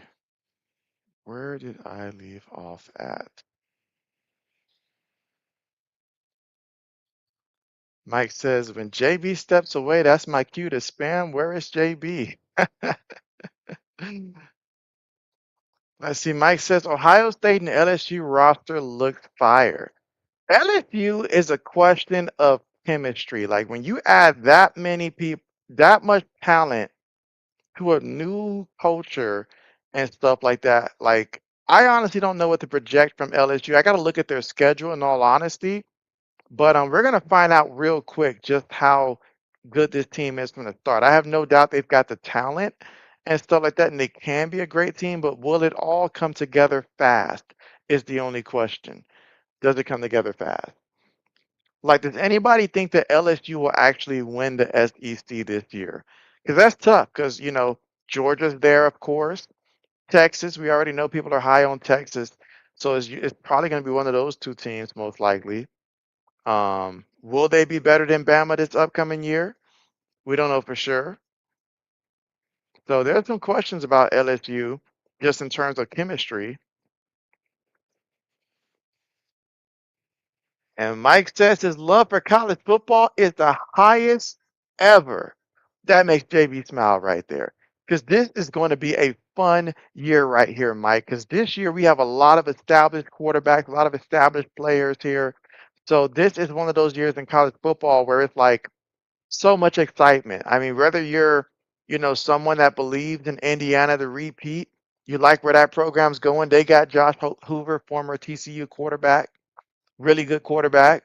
Obviously, if you're an Oregon Duck fan, this has to be the year because if not now, then when?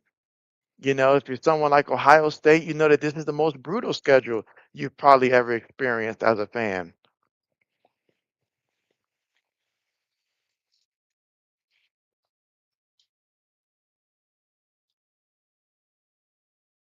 Mike, so you asked Gronk, Gemini, and ChatGPT who are the top receivers and quarterbacks are? Who they say?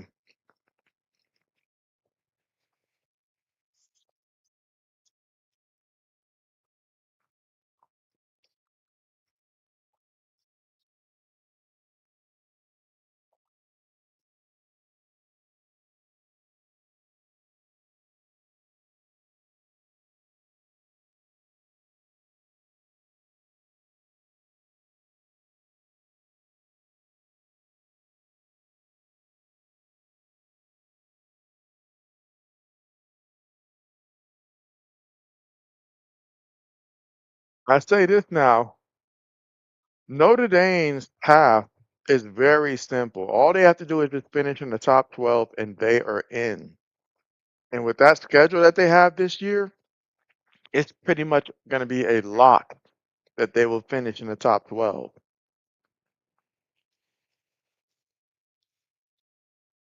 But of course, you talk about quarterbacks, you've got Dante Moore for Oregon, you've got Carr for Notre Dame.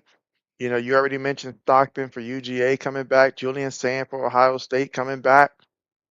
Oh man, that's not even, and then obviously Arch Manning for Texas. So many returning names, new play, big time, players going to new places like Josh Hoover going to Indiana. Interested to see how that works out. Then you have the transfer quarterback from Duke going to the University of Miami. So there's a lot of talent at quarterback this year. Not to mention Ole Miss quarterback returning again. Let's see, Mike says, and JB, I see you thinking, but Mike, I thought you ride or die with Sellers. That's not changing, but lots of interesting quarterbacks.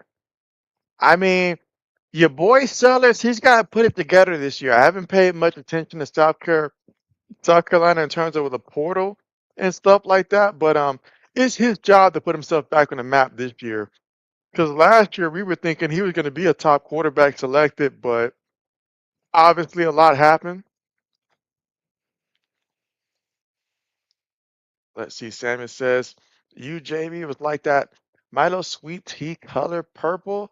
or red. Got to go with the purple. See, Mike says Ohio State had a receiver they compared to Calvin Johnson, maybe my favorite receiver.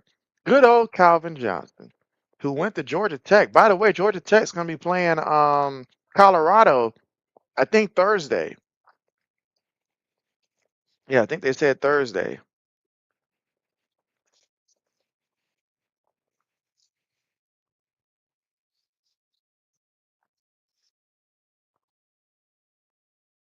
This might be a long year for Colorado.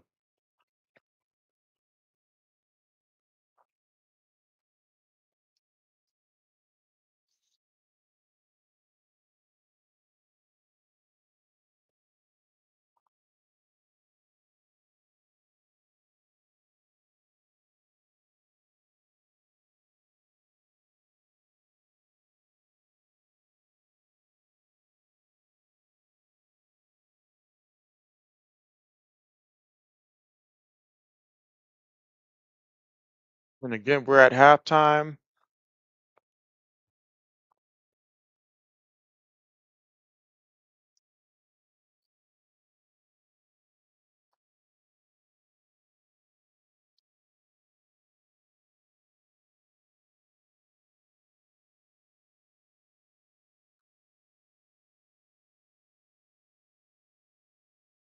Go, Mike.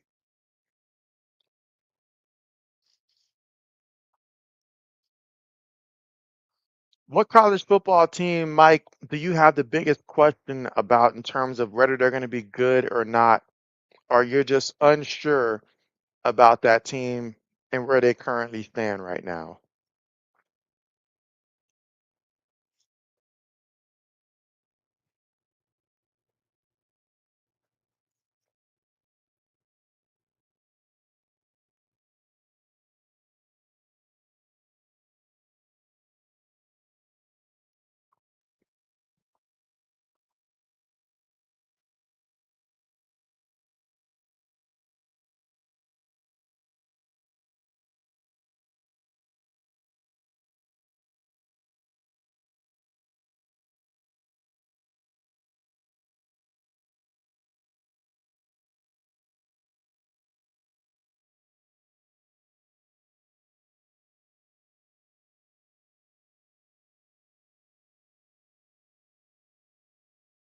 2024 sixth-round pick, cornerback Marcellus Dow. So that means that Drake May is the only person from that class that actually worked out for us.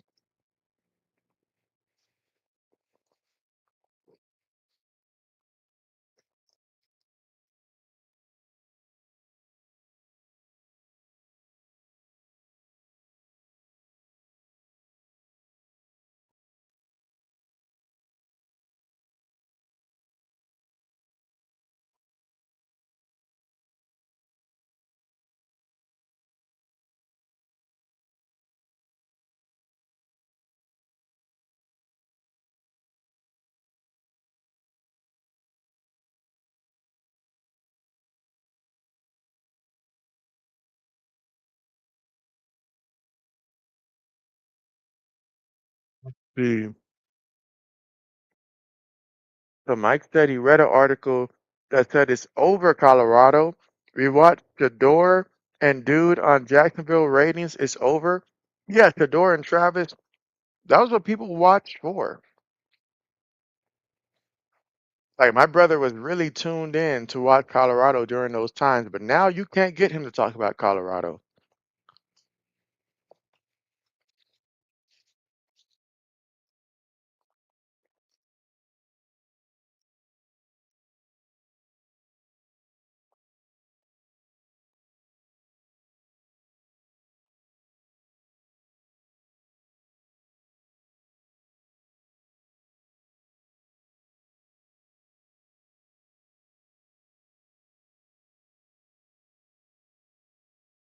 And again, just waiting on the second half to get started.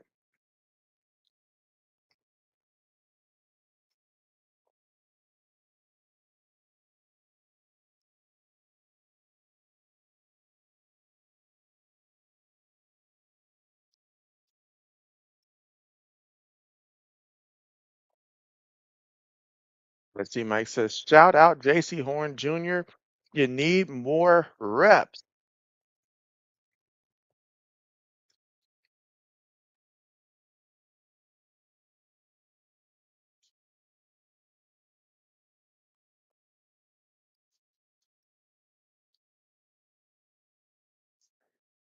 Hey, Mike, who does Buffalo open the season up with this year?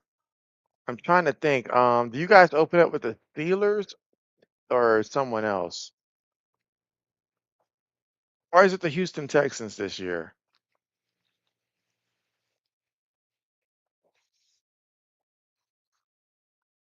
I think Colorado plays this Thursday.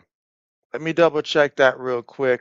But I want to say this upcoming Thursday night is when Colorado plays,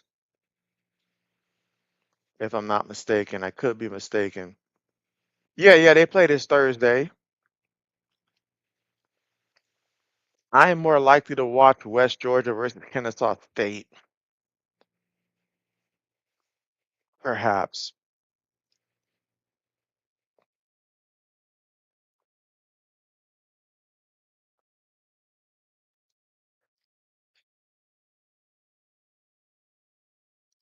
She said Milo's lemonade and iced tea be bussin' and hitting.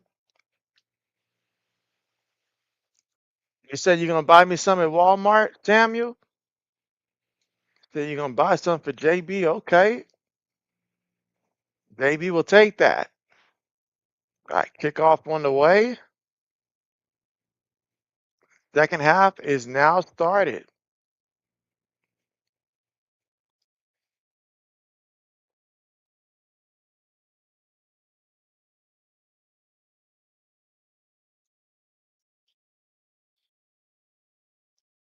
Let's see. RC said, JB, I had to run some errands. He said, dang, man, the score was 10-10 when I left out.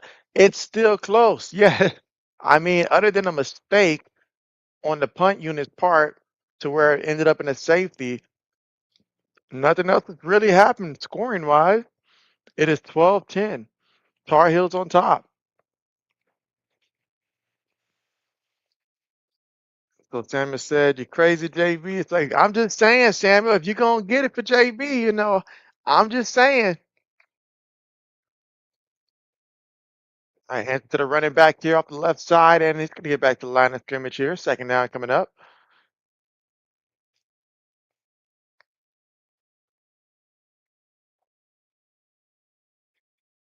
Let's see. She said, JB, have you ever seen Breaking Bad? I have not. Or she said, JB, whenever I go to my closet local grocery, they be always be severely depleted or out of Milo stock. And so it's a shame. Go to the back of the backfield, not a back, making it do what it do. Sometimes that's what you got to do. Find the backups, find the running backs, let them take advantage of the matchup. That time, excellent job by himself, and he did the rest. Again, Payne has been very effective for TCU. I've talked about what has not been working, but what has been working for them has been Payne. He has been tremendous, whether it's on the ground or through the air. And there he fights for about a good 4 yards on the play. Second and 6 coming up here for TCU.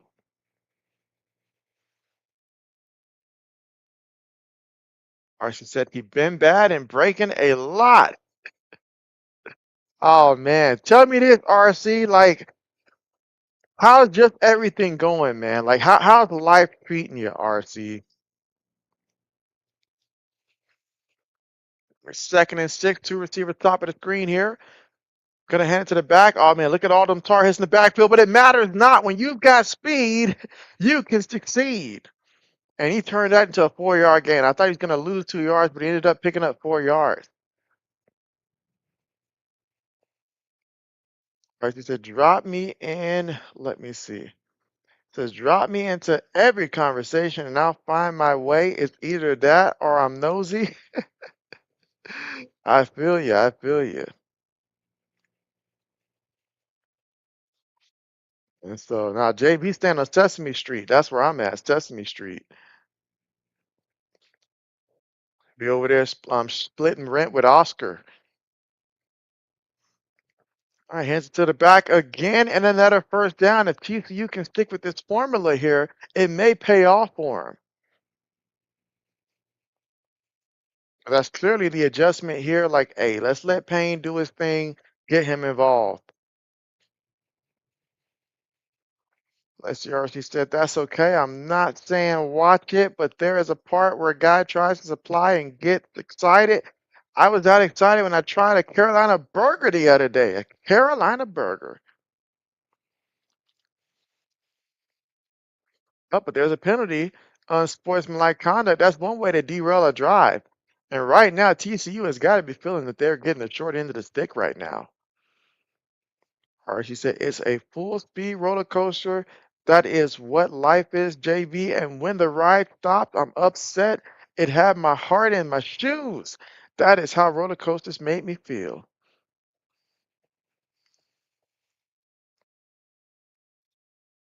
Look at the difference in penalty yards in this one. 7 penalties for 65 yards against TCU. You got to clean that up. North Carolina has just 2 for 15.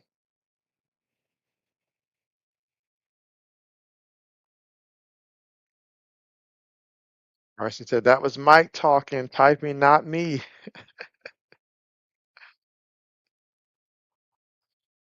Oh, you know what? I did read that one wrong there. My bad there, Mike. Let's see, Mike says, JB, they take a burger and put coleslaw and chili sauce. You said changed my life like the sweet potato pie. On that level, oh my goodness, look at the fumble. My goodness, last time I seen a hit like that had to be Warren Sapp taking out Jeff Garcia in the playoff many moons ago. Man,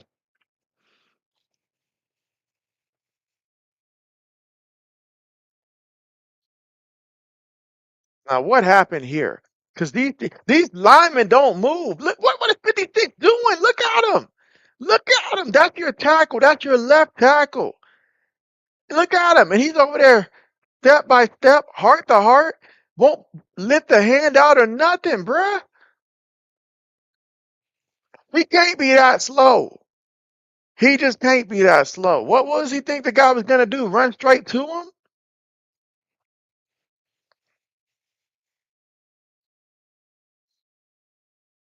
As the RC said, I don't know. Sometimes, JV, you say, some days the management of depression, I can do it. And sometimes it's like, nah, I can't cope. It's up and down all the time.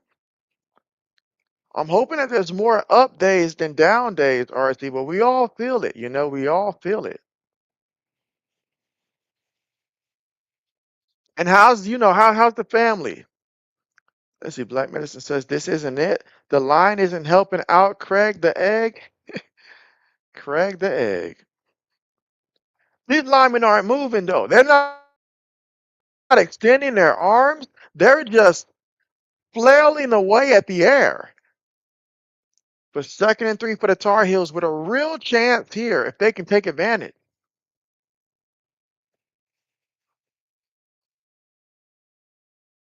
All right, but not able to get it on the ground. Now you got a 3rd and 3 coming up here. Let's see, RC said he want to make some sweet potato cornbread. Let's see, Mike says we faced the Texans. He said the ultimate defense. What a test. They owned us last year. They owned a lot of teams last year. They really did. If only CJ Stroud was, a lot better, things could have been different. All right, but 3rd and 3. Shotgun here, 3 receivers, 1 tight end, 1 back here from the 10-yard line. Gets the snap. Billy Edwards moving around. Billy Edwards got to do something. Throws it. Incomplete. Incomplete. Trying to target his tight end. And I don't think his tight end has had the reception since what, the first quarter? He might have had one since the first quarter. See, Mike says, RC, we all struggle. Don't overthink it.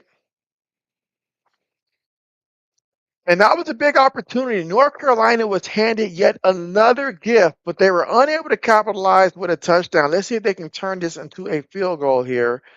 Kick is up, kick is good. So the Tar Heels now lead this one 15-10. But if you're North Carolina, you're getting some breaks here. TCU keeps shooting themselves in the foot with all these penalties and stuff like that. At some point, you got to make the play that really puts the pressure on them. And that would have been big if they could have came away with a touchdown. But 3 points is 3 points. In a game like this, you take it. You absolutely take it. TCU has not scored since the first quarter so far here. They've got to figure this one out. Let's see. Black Minister says they look like him out there. And Brayhawk says, what are they doing? What is TCU doing? I'll tell you what they're doing. They're twiddling their thumbs right now. That's what they're doing. I mean, Payne is working hard out there. He's got 113 yards rushing in this one. He's also contributing in the passing game. I don't know what more they want from him, but it's going to come down to Craig because Craig playing like he got a broken leg right now. Craig got to move around, sling that ball, and get some completions here. This offense is designed to be able to throw the ball around. And if Craig won't do it, it won't get done. RC said, as long as we don't crash out, there is always another route. And so it's Sesame Street. Absolutely. And let's see. RC says, TCU stands for totally crappy university at Brayhawk. Mike says, will Stroud bounce back? He was a fire rookie. He was fire rookie year. In all honesty, I just don't know if he has it in him to bounce back, in all honesty. Like, I want to give him the benefit of the doubt, but he's the kind of quarterback that everything has to be right now, Mike. Like, he's going to need David Montgomery to have his best, season from start to finish, to be a 100-yard rusher every game. He's going to need Nico Collins to be fully healthy. He's going to need a second receiver. I know they traded with us for a receiver because what's his face went down, but he's going to need guys like Tank Dell to come back and be like he was before. So if all of his weapons are healthy, he can possibly have a couple, games where it looks like he's back. I just don't think it'll be consistent. Like, I don't think he's going to get like some comeback player of the year or nothing like that. But CJ Stroud certainly can at least be better than what we saw the last couple seasons. Because last year was embarrassing in the playoffs. I cannot lie. That was terrible. He held them back. Let's see. RC said, JB, I've been choosing to use shorts because they are quicker for me to publish than long form videos or long live streams. Oh, I understand. Like Mr. That RT lost me when he mentioned adding sugar to grits last week. Black Minister was not going to let that one go. Let's see. Mike says lots of stupid with Bill's new stadium, JB. And so, oh yeah, that new stadium. So, are you guys opening up the season against Houston at home, or is that game going to be in Houston? Meanwhile, kickoff on the way here in the third quarter with 10 minutes and 4 seconds to go, and the Tar Heels up 15-10. Let's see. RC said, I threw up when I saw someone eating cheese grits recently. You say turn off. He despises the cheese grits. Let's see. Mike says, come on, Stroud. You say Dell stinks. Who was that tight end that underachieved? You say Pitt. Yeah, CJ Stroud, if he can just go back to being decent for Houston, that's all they really need. They want him to work out at the position. But I honestly don't know what's going on through his head sometimes because you can't be that bad that consistently as a starting quarterback. You just can't be. Let's see, Mike says we go to Houston. All right, so you guys go down to Houston. Week 4, you guys play us. Nice, nice. Let's see. Mike says cheese grits are okay. Yeah, I'm with Mike here.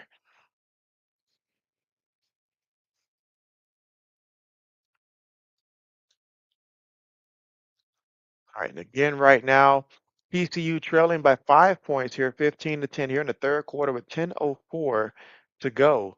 Can they figure out a way to make it do what it do? All right, 5 wide from their own 25-yard line. Craig gets a snap. Craig looking, throws it, gets it to his receiver. Todd going to pick up about 6 yards on the play. Going to make it second down coming up.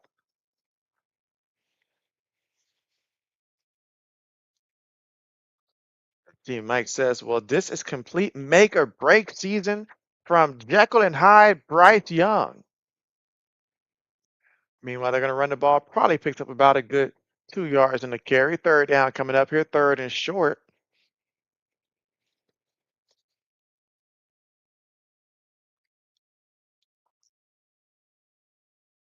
So on 3rd and 1 coming up. Payne's been extremely effective here. That ground game's been really working here for TCU. One has to think that they will hand him the ball. All right, 3rd and 1. Got tight ends bunched in here, receivers as well. One back in the backfield. They need a yard to pick up the first down. Gonna hand it to the back in the back. Takes on the contact in the back. Brought down. I have no idea where he fell at. In all honesty, there were too many bodies there. Let's see what the referee says. Let's see, Mike says great or terrible. He's on his 5th-year prove it option. And prove it is what he must do.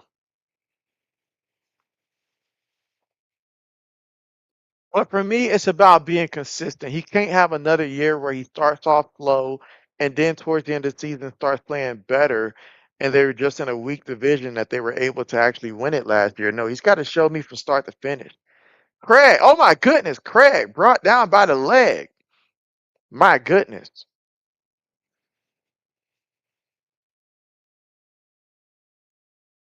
Craig moves around the pocket like a crab that's being steamed alive inside a pot with other crabs trying to hold it down. Like I don't know what he's doing.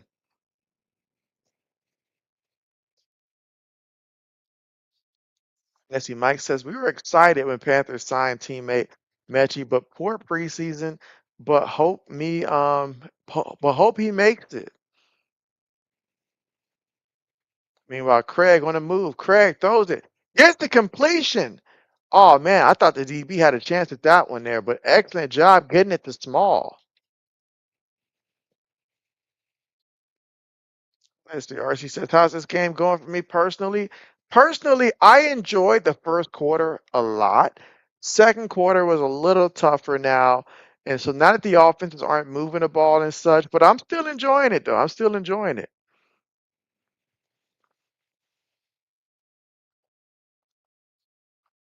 Looking throws it incomplete.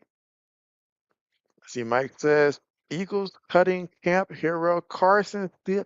Carson Steele, is that the same Carson Steele who was with the Kansas City Chiefs, I think like 2 years ago? Something like that, or last year? I can't remember. He said Nick Sirianni wants everyone to know not happening, buddy. He's like, thanks, but no thanks. Jaden Craig, 118 yards passing, 12 21.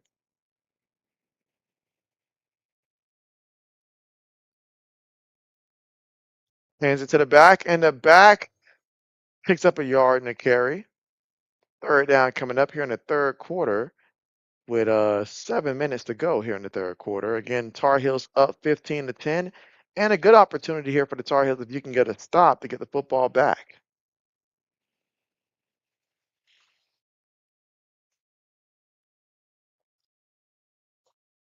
Let's see, Mike says, JV Bill fans all think we back because we got Chubb. You say, but I want to remind everyone he was mid.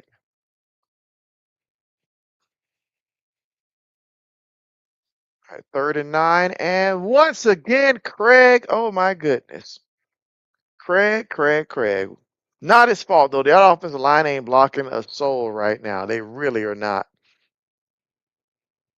I guess they think it's a walk, but wait a minute. Somebody tagged the referee and put him in. What did he say?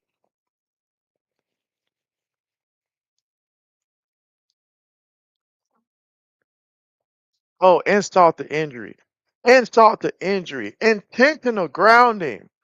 My goodness. Dang, son, where'd you find this one? I don't know where they found this offensive line. I don't know what dumpster they pulled Craig out of, This is just all around, just embarrassing and bad and just humiliating at the same time. Because offense is where TCU's bread and butter has been over the years. They are really going to miss Josh Hoover so much this year. They're going to be playing since you've been gone in the stadium because this is just sad.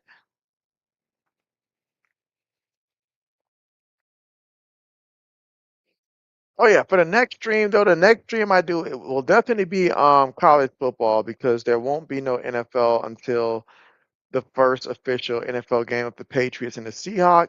So yeah, my next stream is likely going to be next. I want to say next Saturday, Clemson versus LSU because that's the next one I know I'm going to be doing for sure. Um, I would have done the Miami and Stanford one, but I have my fantasy football draft that one. I also have my fantasy football draft Sunday, so I'm unsure about Sunday right now just because of that. But for sure Saturday, once again, Clemson versus LSU.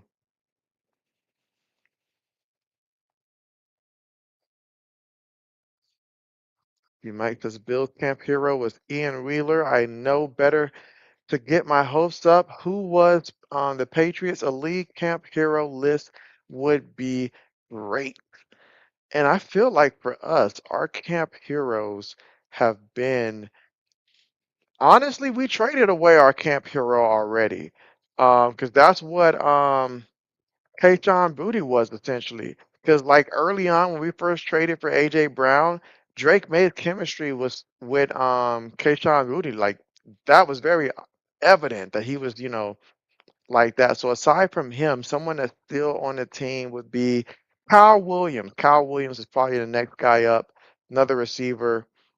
So it's been the young guys at wide receiver recently that's been the camp heroes, I would say, for the Patriots. Ray Access ugly game. Let's see. Black Mesa says no harm. Stanford sucks anyways. Let's see. Mike says Quez Watkins cut again. Eagles. I forgot about a guy like him. Let's see. RC says Braden and JB, don't USC play today too? Who is USC playing against today?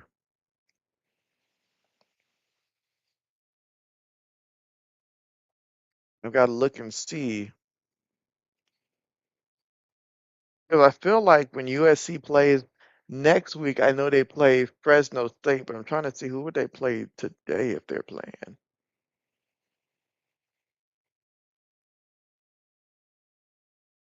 San Jose State. So yeah, they play San Jose State. So yeah, USC probably lighted up about 55 points perhaps. Let's see. Sammy says NFL preseason game today. The Lions and the Colts score tied 13-13 in the second quarter. That's right. I forgot to check on that.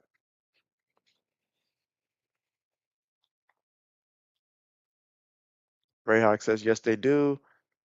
Mike says, boom. I was going to ask you how good was Butte. And so therefore, I'm going to put it like this, Mike. He meant more to us Patriot fans, perhaps, than the rest of the league values him because he had great deep ball chemistry with Drake May. Like he really did. He's a great deep ball threat. He gets a lot of yards after the catch. So he's not someone that's going to have 10 catches in a game. That's never going to be his game. But he's someone that you look up on the stat sheet, you'll see 4 catches for like 63 yards or 72 yards and perhaps get a touchdown in there. So he's a lot better than what he has shown so far in his career. And he gets better and better each year because, again, we drafted him extremely late and he earned roster spots. He earned playing time. So he was someone that I feel like the Houston Texans got a nice bargain for. And if CJ Stroud bounces back, this is going to be a nice option for him to have. It really will be. That being said, I think he can get about 460 to about 555-ish yards receiving, maybe about 4 or 5 touchdowns. That's what I expect from him this season. Could they use him decently? Oh my goodness, another turnover.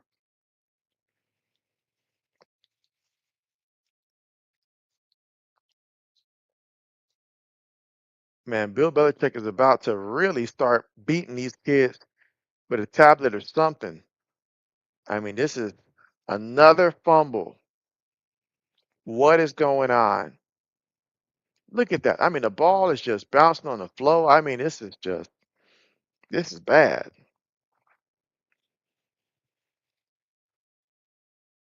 Let's see. RC says the Saints 27, Cowboys 24. Let's see. Samuel says the NFL preseason game tonight is the Bears and Titans, the final preseason game. Greyhawks at San Jose State. Black Mesa says, yeah, lesser team. Let's see. RC says, you said Camera Ward versus Cake Led Williams. Come on, man. Come on. You know the starters aren't playing. Greyhawk says, you guys got too many receivers. Throws it. Incomplete. Incomplete. It's funny you say that, Brayhawk, because for the last couple of seasons prior to this off season, that has not been the case for us. I mean, I remember we drafted Polk with our second round pick. Come to think of it, that whole Washington team were nothing but frauds apparently, because Michael Penix Jr. is not looking that great. Polk was a failure. Trying to think who was the other receiver that was drafted too, but man, nobody panned out so far. Greyhawks has fumbled.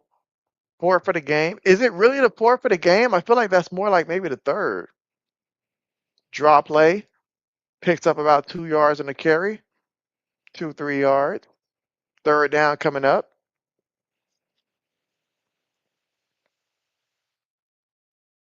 Let's see. Mike says Douglas was the good receiver, right? I'm gonna put it like this. Over the last couple years, we had to rely on Douglas as our number one receiver until we got Stephon Diggs last year. Then he became like that two. Then he fell to three once Butte basically took his spot. Patriot fans wanted to trade away Douglas and keep Butte if possible, but that was not going to ever be possible and stuff like that. But we rather have kept Butte than Douglas. Douglas was the one I wanted to see traded. I feel like we could have got back more for him, but he's got a solid role in the slot. He came up big for us in a couple big games. I will say that, but he's that slot receiver for us.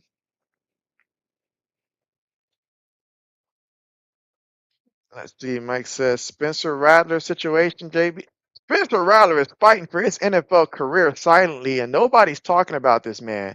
Like Spence is, I believe, competing with Zach Wilson, if I'm not mistaken, and somebody correct me if I'm wrong. But I think I saw that he was competing with Zach Wilson for the backup spot behind Tyler Shuck. So yeah, that tells you where Spencer Rattler is right now. Good old Spence. And I think Zach Wilson is actually beating him out, if I'm not mistaken.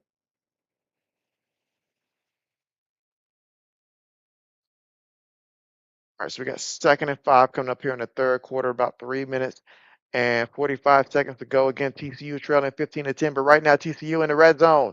He's looking. Craig throws it up there. Craig just hits the cameraman on the sideline. Third down coming up.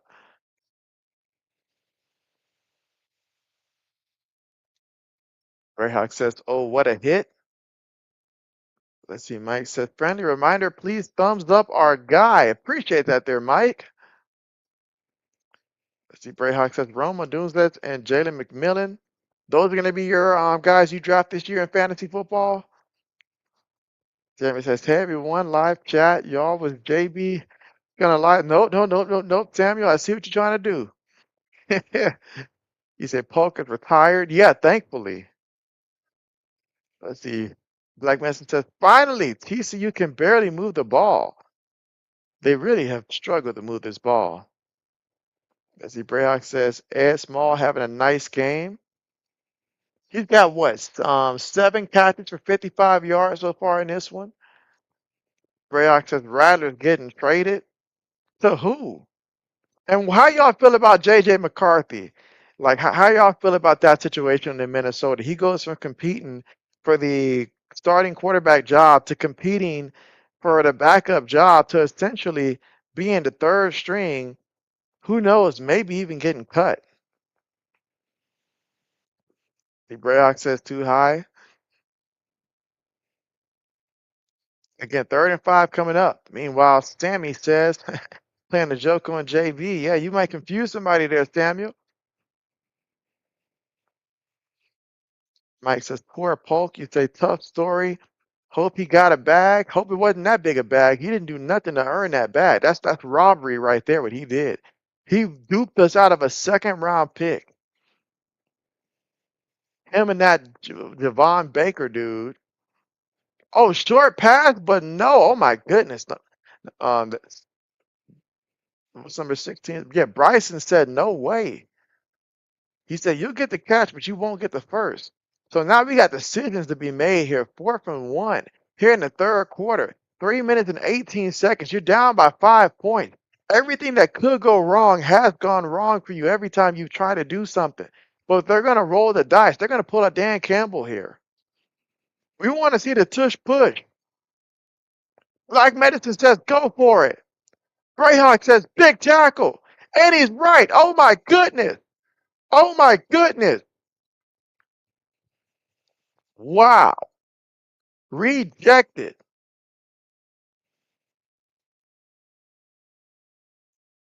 Wow.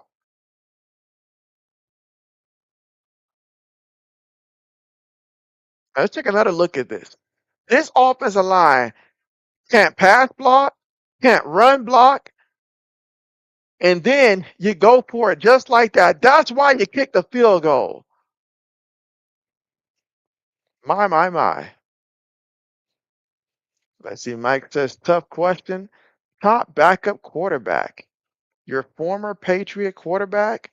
The top backup quarterback? You're talking about like just in general in the NFL, top backup quarterback? Because if we're talking around the league, who's the best backup quarterback? Ooh. Well, if we're talking best backup quarterback, that's tough because some of these guys we don't know if they're starters or not. But I'm just going to say purely backup with no possibility of starting, not competing for a starting job. I'd have to say that best backup quarterback. Is it not Joe Flacco, maybe, at this point?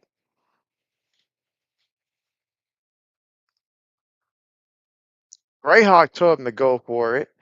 Black Medicine says he didn't get it. Greyhawk then says stuff.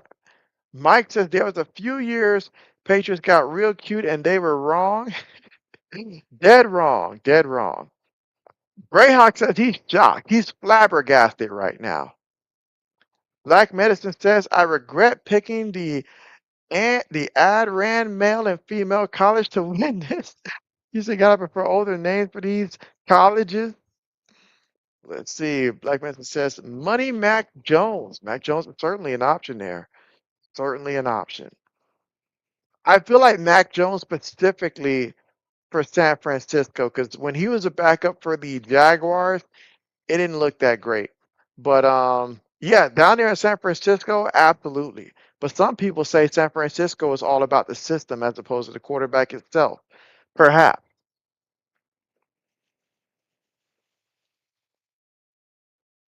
But yeah, I can see that, especially based upon last season alone.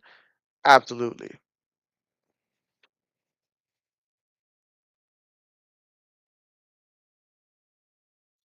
Mike says Mac Jones. Yeah, and hey, he's got to be that way down there in San Francisco because San Francisco, one thing about San Francisco, they're going to go through injuries. So if you're a backup, you might as well call yourself a part-time starter.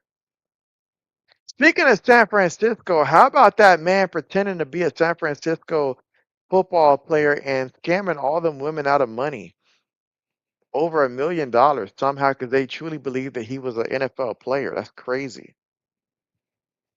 All he did was just take a couple photos, pretending to be an NFL player, and they believed it.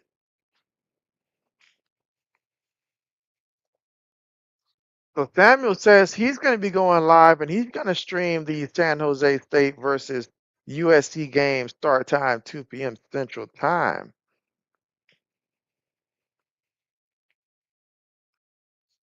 Mike says legend.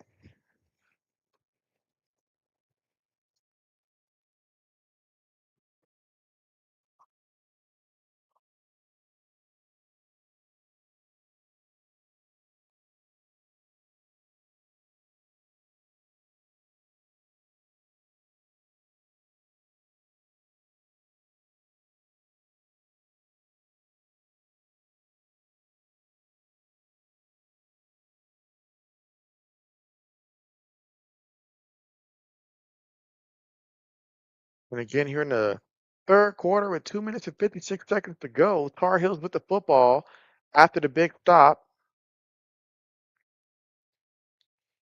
Running back picks up a yard on a carry.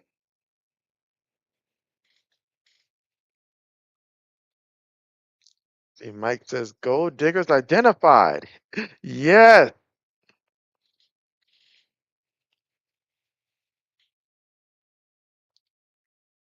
All right, so 2nd and 8 here, third quarter, 2 minutes and 25 seconds to go. Shotgun formation, three receivers, one tight end, one back from their own 13-yard line. Throws it, gets to completion. Now there is a penalty.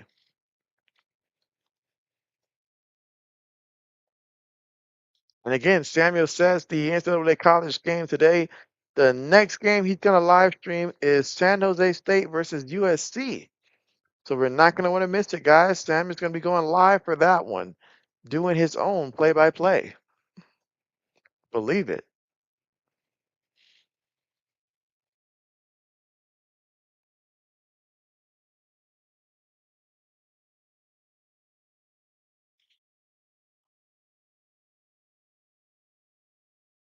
Let's see. Mike says, JB, if they really cared about getting to know my man, they would have Googled his name.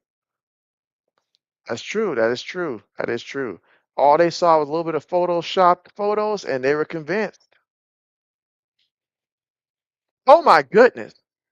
Oh my good. Oh my goodness. Has that not been the theme today? This is like watching Dumb and Dumber right now. What is going on? First, the quarterback slips on his own thought, and then you're gonna run. You're gonna crash into him like a crash dummy. What are we watching? Personal foul. That's just dumb. That's just dumb. Y'all don't want this game. Y'all don't want this game. Y'all doing everything y'all can to help North Carolina win this game. Y'all gave him a safety. You run into the quarterback sitting on the ground. As Stafford and son would say, you big dummy. What is he thinking?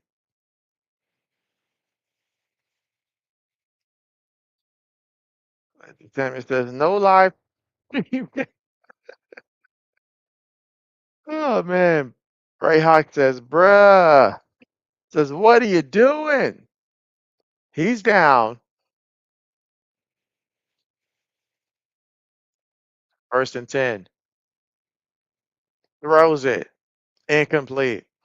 Let's see, Black Message says, nah, Mike, that was too easy and it required common sense. Of these women didn't do any basic research. If you're going to invest money in a loan, you've got to do your research, especially you know good and where that person was not. Look, he's supposed to be what? I think he was trying to be a receiver. I'd have been like, first of all, that's not Mike Williams. I thought, not Mike Williams. I'm tripping. I'm tripping. But anyways, though, I'm like, come on now. He don't. All he did was just go out there and make a catch that just looked like a regular person catching the ball with a 49er helmet. And y'all, and they fell for that, Mike. They fell for that. They fell for that. I'm sorry, it was Mike Evans. Like I'm like, this guy's clearly not Mike Evans. That's just dumb. And even if it was a legitimate football player, have they not heard of football players scamming people a lot lately, especially retired football players scamming people? Like, come on now. I would assume a scam if it's associated with anything to do with a football player at this point. Nancy Black Manson says, in a time where Google and Catfish rerun episodes exist, how the heck did that happen? Meanwhile, Nice pass there for the completion and a first down.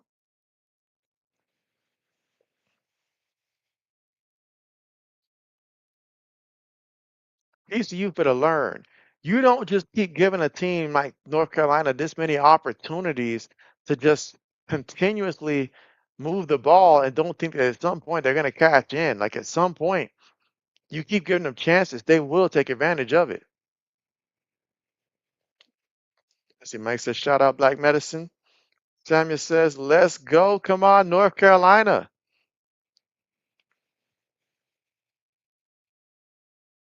Another pass for the Tar Heels and a first down. Yeah, he better go down. He better go down because these guys have been fumbling the ball left and right.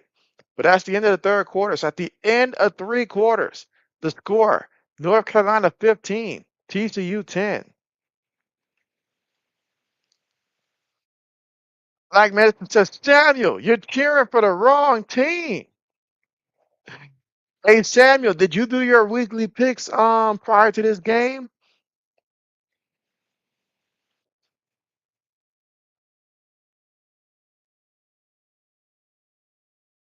Let's see. Black Medicine says, bruh, I'm sick of Apple weather getting the forecast wrong. All right, JB's got two guarantees right now for everybody listening. All right. The first guarantee is that Apple weather this year is going to forecast wrong. It's going to say that there's a chance of rain anywhere from 10 to 40% and stuff like that. And it's just going to say that for about 5 of the 7 days of the week. The second thing that's wrong is that, well, Hot Shot is no longer effective against bugs or anything like that. Okay, so if you're buying Hot Shot, I don't know if they're just putting water in the can right now. Whatever it is, it's not working. All right, so take JB's word for it and prepare accordingly. All right, don't wait till you're in a situation face to face with a 7 foot tarantula and you try to bust that out and think that's going to work. It's not going to work. So that's the best advice JV can give you right now. I don't know if you guys have noticed it, but the bugs this year, at least in the South, they're not dying from that stuff. You know, Hot Shot is not working. Samuel said, no pick yet. You haven't done your pick yet, Samuel. You might as well go ahead and make your pick.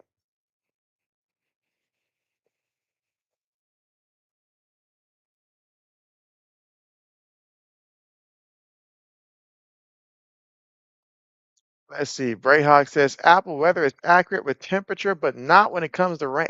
I feel like this year they've been more wrong than ever. They've been more wrong than ever.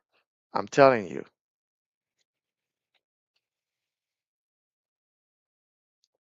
It's the biggest granddad rant ever. I'm just telling the people they deserve to know. They deserve to know. Yeah, now temperature wise, yeah, it can guess the temperature and stuff like that, but the rain, it cannot.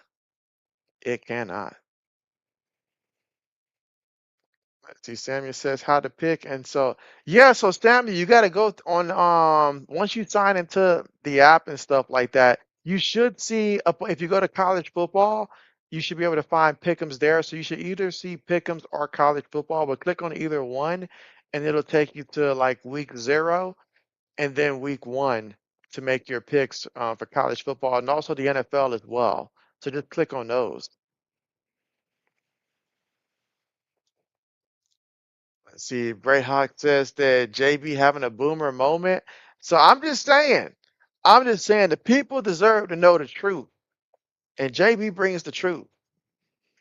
And the truth is that, Hot Shot just ain't working. The other day, JB just casually, just trying to get rid of a little pest, a little spider that decided to, make its way, on my car and stuff. So I'm like, all right, bet I got something for you.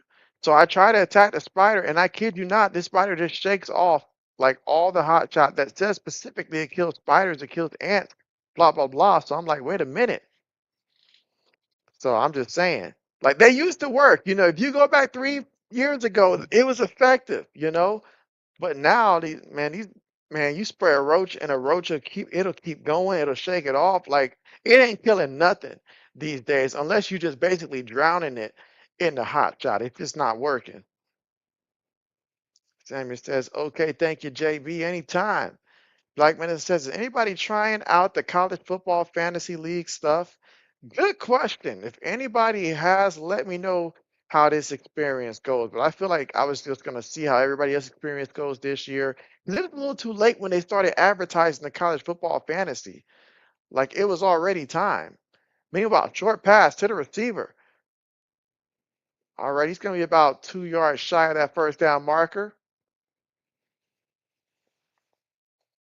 I see Brayhawk says you weren't wrong, though. And let's see, Black Medicine says the spider is Derrick Henry. Ain't that the truth? I mean, because he took everything I threw at him and he just stiff armed it all.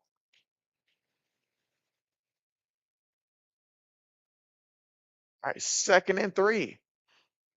Receiver goes in motion. Quarterback going to keep it himself. Billy Edwards. What is he doing? Just get the first down. Samuel says, not a pick.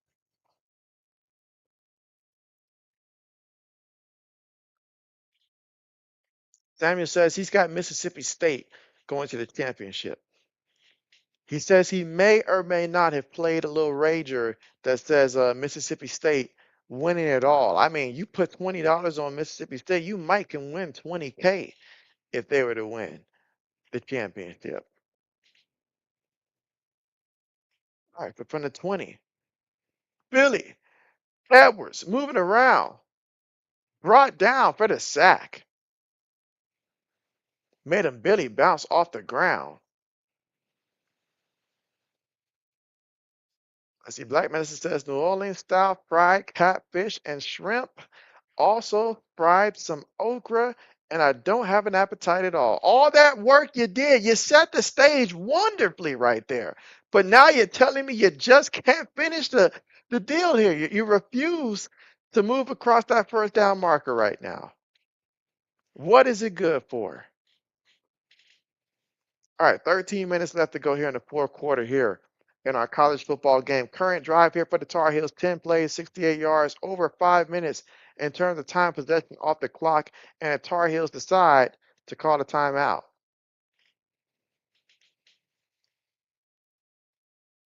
They've got a lot to discuss here.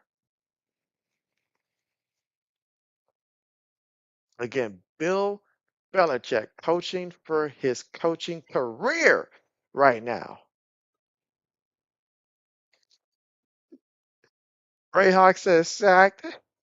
Black Medicine says he needs some Bluetooth. Oh, man. To get him over the goal line. And still love it too. 2nd and 16. Again, here in the fourth quarter, the Tar Heels up 15-10, 12:54 to go. So far in this one, Billy Edwards is 14-25 for 205 yards passing so far in this one. Hall is their leading rusher. He's got 11 carries for 36 yards.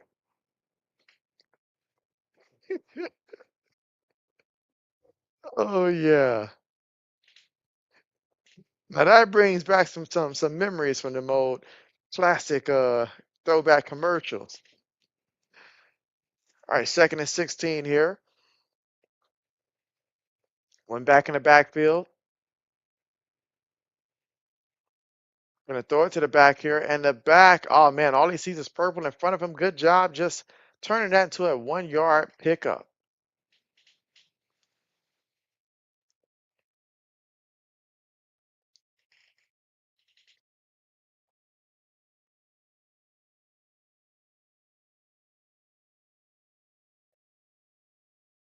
See, Black Medicine says, he says his wife is pissed. She's complaining that I'm wasting food. And so, hey, I mean, some parts, the access to this type of food, unheard of. But man, to go through the effort, because it's almost 3 p.m. You must have had like a heavy breakfast to not be hungry right now with all that food in front of you, all that good food in front of you. Especially some fried okra, come on, and some shrimp. Come on, man. Let's see. Brayhawk says the Falcons could use some blue cheese for their offense. I don't think it works that way. I don't think it works that way. Meanwhile, there's an injury to Benjamin Hall, junior running back out of Kennesaw, Georgia. I didn't know that running back was out of Kennesaw. Let's see, Mike says, JB, been to any fire restaurants lately? JB has not really been to restaurants as of the last couple of months lately, honestly. I feel like ever since I've made the move, like JB's just been like battling finances to just stay afloat. So restaurants have not been really much of a thing as of late, but hopefully that changes sometime soon. I do have a couple that I am considering. Let's see, Samuel says, please come North Carolina to pick win.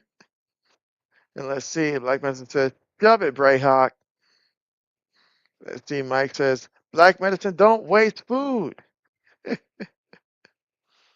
see, Black Medicine says, you haven't ate all day. You said you hiked through the Kennesaw Mountain Battlefield Park and you haven't ate all day, Black Medicine? Oh, man. Speaking of Kennesaw. Now, Mike says, okay, well, more Bojangles for me, JB. It's, oh, man, JB's only ordered from Bojangles one time, maybe in the last year, I feel like, just one time, which is a stark difference from, a couple years ago. Meanwhile, Billy Edwards Jr., unable to get the completion there, had a man there, missed him.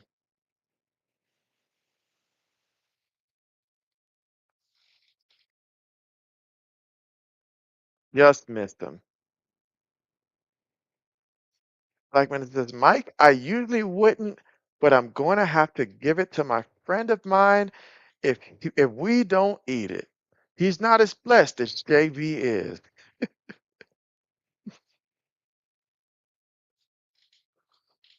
Let's see. Greyhawk says, missed him. Missed, let's see. Bojangles biscuit. Oh, man, good old Bojangles.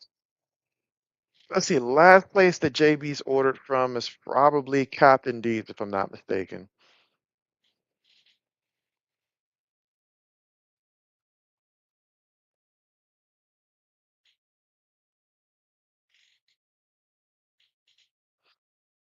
And Brayhawk says, what a game. What a game. Oh man, to think that this time next week we will have our fantasy football teams locked in place. Mike, are you playing in your fantasy league again? Or was that a 1 year thing for you? Let's see, Tammy says, good luck, fan. TCU team lost today 20%. And so is Samuel living in the future?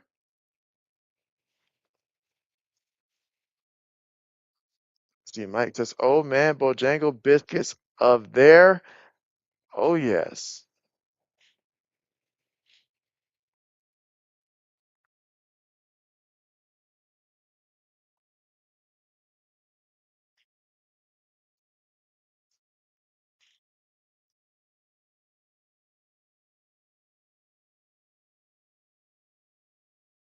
The Black Medicine says, too much oil in the fish at Long John's and Captain D. JB's gonna keep it a buck. I'm a little annoyed that ever since leaving college, the one thing that I cannot ever get access to because they always want to ride their bikes, but they never ride it in the areas that JBs are in is Jimmy John's. Like I could never get Jimmy John's, and I haven't had Jimmy John's in quite some time. And I'm just annoyed by the fact that like it's so hard to get a Jimmy John's to like deliver.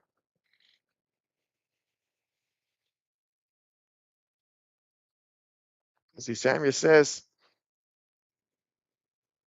oh, I say, Samuel, your comment is fighting me. It does not want to show up. There it is.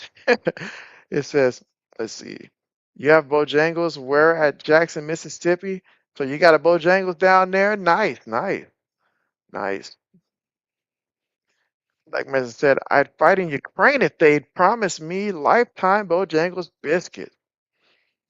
Man, a lifetime.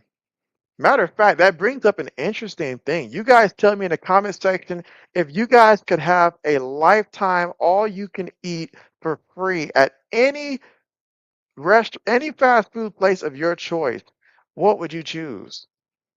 If you could have any of your choice for life, for free, of course, unlimited. Mike says, Boo, Bill Cut, UFL, Sincere, Hainsworth. Oh man, I wonder if he's going to go back to the UFL now. Let's see. Mike says Jimmy Johns is fire. I haven't been able to get Jimmy Johns in a minute. All right, meanwhile, running back to the right side here, keeping his balance here, doing everything he could there. Picked up a couple. Now we got second down coming up here. Again, TCU trailing right now 15-10 here in the fourth quarter with about 11 minutes and 42 seconds to go. Second and 9 coming up. Mike Medicine says Samuel is in Deion Sanders' land. See, Mike says Bobby Okurik. You say Panthers just made moves to sign. Who is he? I don't even know who that is by the name. What position is he, Mike? Is he like some type of linebacker or meanwhile, third down coming up, third and 9. Let's see. Black Medicine says gastric bypass and stereotypes be damned. You say you're taking KFC original for life. That man said it with his chest. That works out for KFC too, because after about a year or two you doing that, that might be it. Game over. And a year or two is putting it nicely, but not a bad choice indeed. Let's see. Mike says maybe unlimited Jimmy John would be best for health. Oh man, give me some unlimited Jimmy John. That bring me back to the day. That bring me back to the day. There was nothing like that guy rolling up on a bicycle, bringing me my 4 sandwiches of Jimmy John, and then going to work.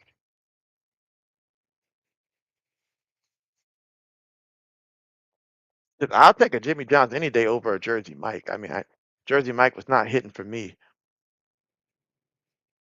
All right, 10:05 to go in the fourth.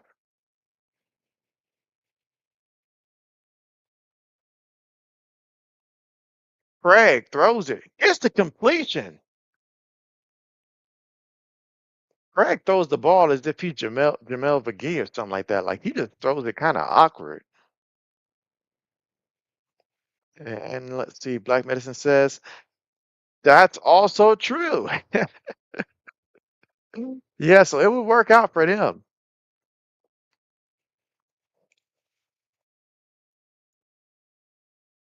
All right, so we got a second and 11 coming up. Uh-oh.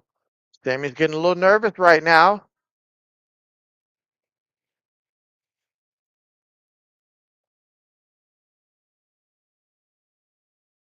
I don't know what's going on with the camera here today. Like Mr. says, Jersey Mike's isn't that good either where he's at. Yeah, it's really not that good. My wife had it the other day, and yeah, it was not good at all for her either. All right, third down. Let's see, 8 minutes and 50 seconds to go here in the fourth quarter of play.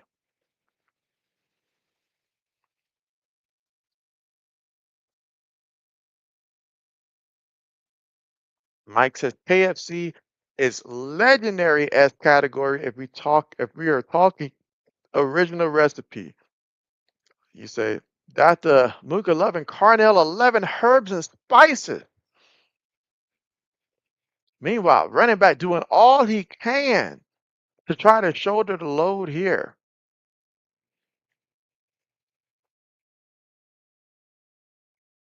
What is fourth and 2 coming up here for the Horned Frog? Black Medicine says first down. Put him in charge of the chain gain. He says it's a first.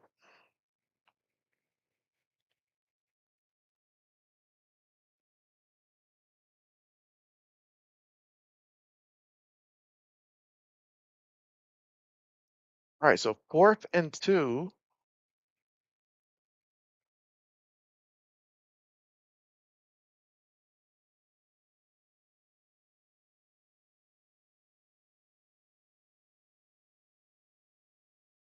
All right, so Tar Heels up 15-10 right now. Bill Belichick's fighting for his coaching career here, and they're going to review. Again, we got to see where's that football when it goes out of bounds.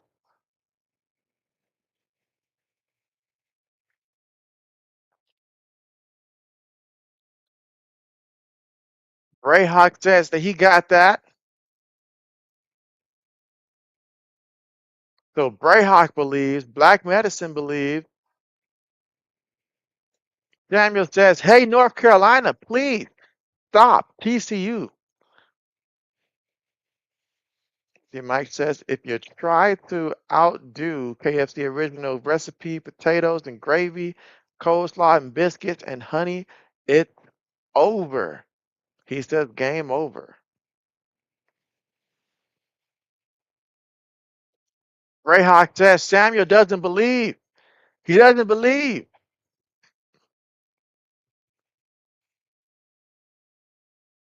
He's one of two people that don't believe. The other person is the referee.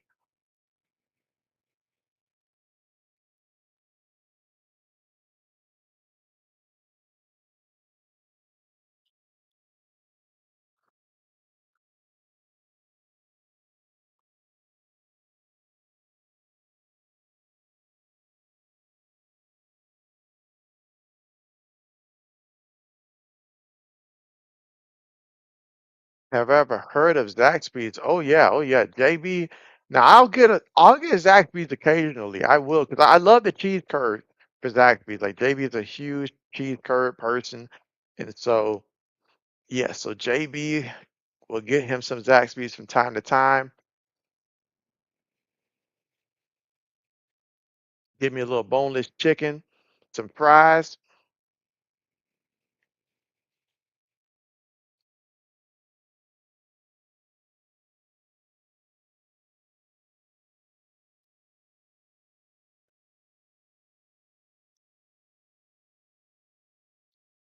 All right. So it looks like they're saying nope. So 4th and 2. Again, TCU trailing 15-10. They're gonna roll the dice once again.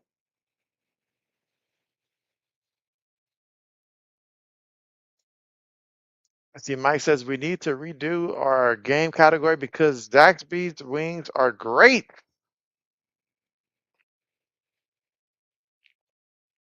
All right, so Small says that hey, small players can do big things.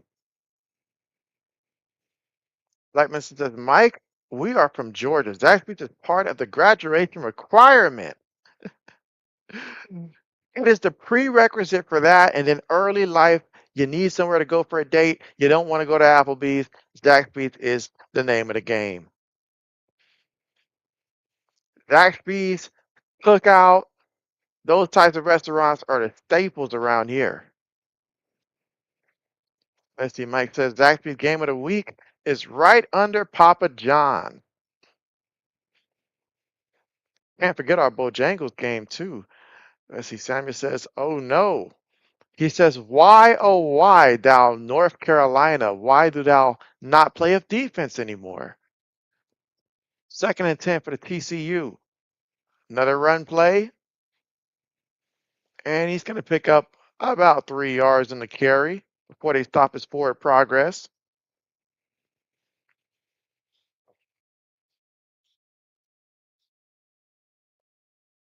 Mike says, nuclear sauce, I love you. Oh, yeah. Black Medicine says, empty bleachers at the USC game, and I mean empty. Is it really that bad? No love for San Jose State. I would think that those tickets should be real cheap. You can probably go to a game for about $9. Another run play. So TCU has come to the conclusion that if they're going to win this game, it is going to have to be because of the running game. And they are doubling down on it. Got another first down. See, Mike says you visit your cousins a lot and they're in North Carolina. Oh, nice, nice. Let's see, Black Message says Samuel is hitting the panic button. Yes, I mean he's about to pull out the Dr. Seuss now.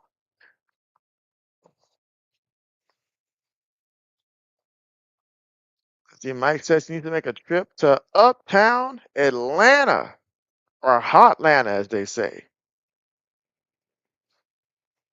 Black Medicine says, watch out for those wolves in North Carolina. Black Medicine says, should have came during the World Cup. That would have been a great time. You would have actually see security and people actually, I don't know, looking out for people. Right Hawk says, that short, I don't know what the refs are on. Oh, they're on one.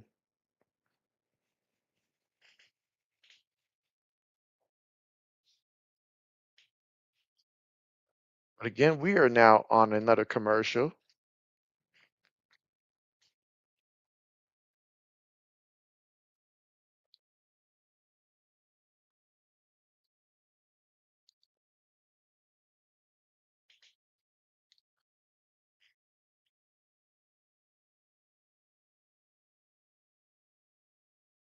Matthew Mike says, JB, if you ever know of an amazing Atlanta restaurant, shout it out.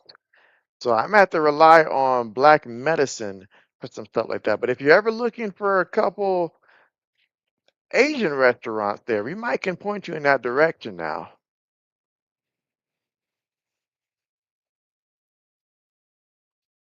Samuel's saying, please. He's saying, please stop TCU. Says, please.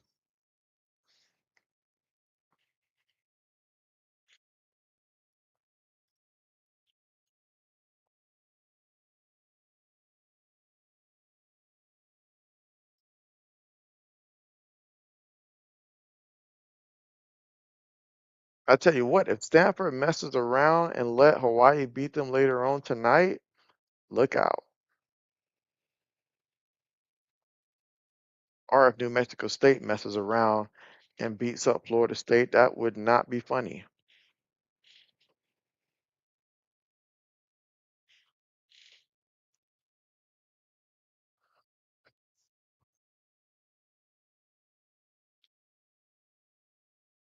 I wonder what happened to RSG.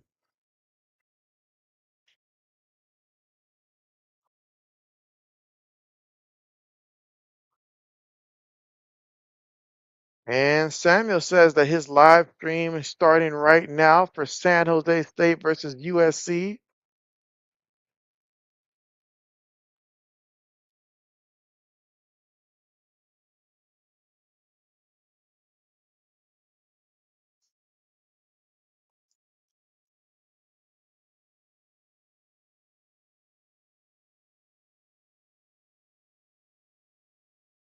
Let's see, Black man says Gypsy Kitchen. He said there's also an oyster bar that you accidentally went into earlier this year and had the best lamb chop south of the Mason-Dixie line. You said you accidentally went there. That sounds like an interesting story there. Samuel said he's now live streaming the play-by-play for the game, San Jose State versus USC. Samuel's edition.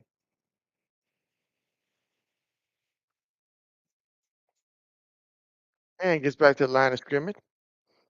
Black Medicine says he's confused. Well, let's make it easy for Black Medicine here.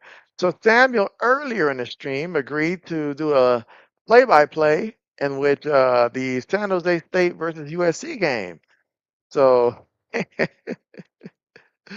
we're still waiting on that.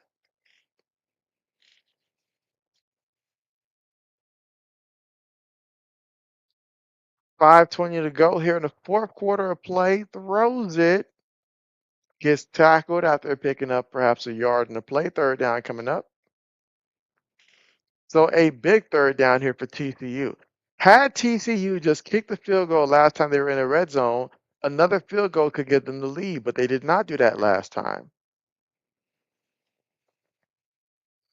Let's see, Black Medicine says, oh, now, not no. Let's see, Black Medicine's like, USC's about to score. Samuel, you're late. Like, yes, Samuel, like, you can't keep the people waiting. 4:40 to go here in the fourth quarter, 4th and 2 coming up.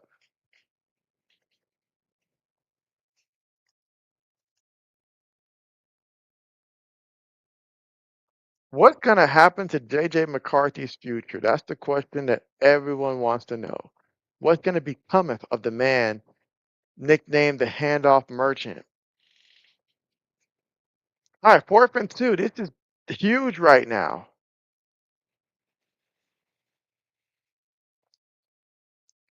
And on the move, Craig throws it. Incomplete, Craig. Craig, what you doing, Craig?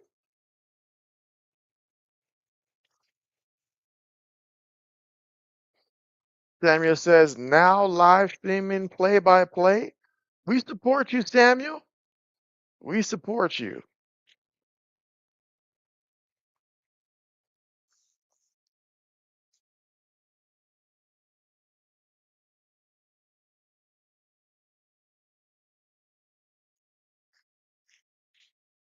So turnover on downs. North Carolina's about to get the football.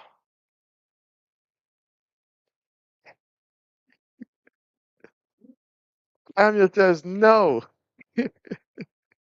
Samuel says he's going to pull a JB and he's going to cancel his stream at the last minute.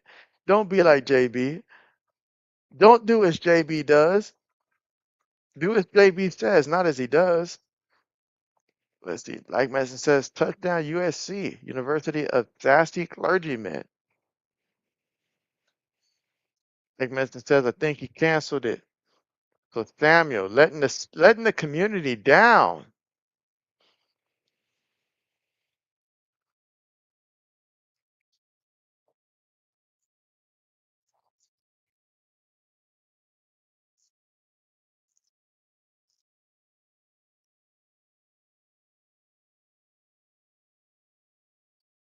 Samuel says, you're crazy funny, JB. Oh man. You look at this game, you think for TCU, Payne has 142 yards rushing. Craig is 20 of 32 for 175 yards. So you're thinking they're moving the ball compared to North Carolina with Hall just having 36 yards rushing and Edwards here with 207 yards passing. But that being said, though, you look around and you're like, hey, North Carolina, they're leading 15-10. There's 4 minutes to go left in the game. They're up by 5. Important drive here for the Tar Heels.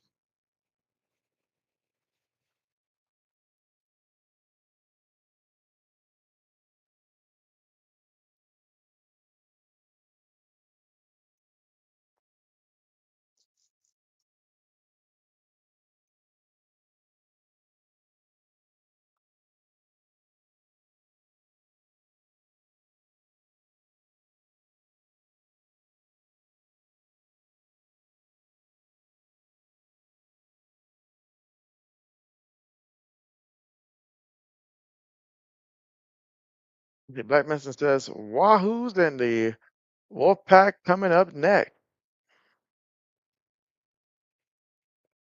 That's why it's almost that time.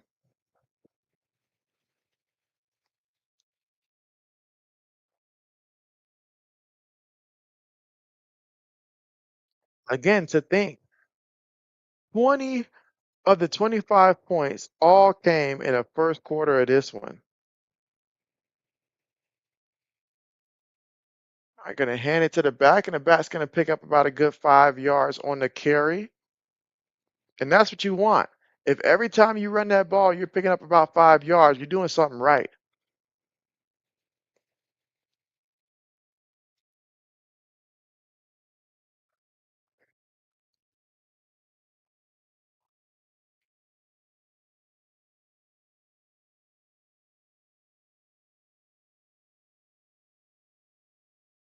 All right, so 2nd and 5. Can they rely on this offensive line to win their matchup and make space for this running back?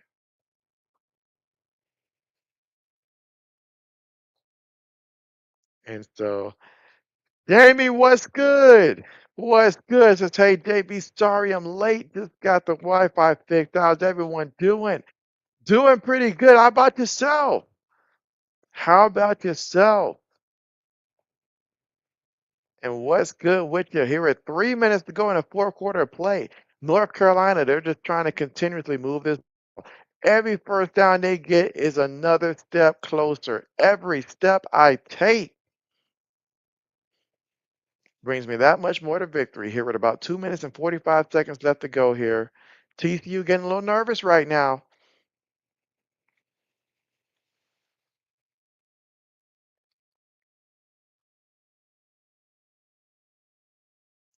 Let's see.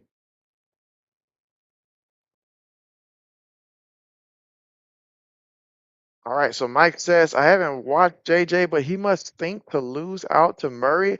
I've seen a couple highlights where he had a receiver open, wide open in the end zone, and he could not throw it 5 yards out to save his life. He was overthrowing, just throwing. It was just terrible, no accuracy.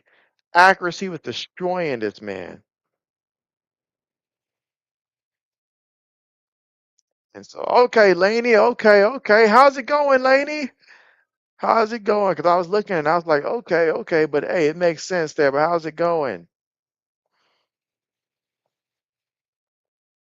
I know you're ready for the Jacksonville Jaguars and the Tennessee Volunteers to get going.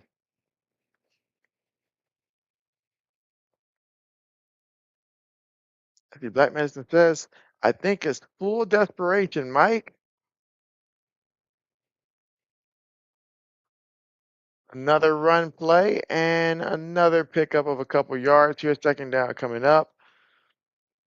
Now they would like for this to go all the way to the 2 minute mark, but TCU probably has other plans.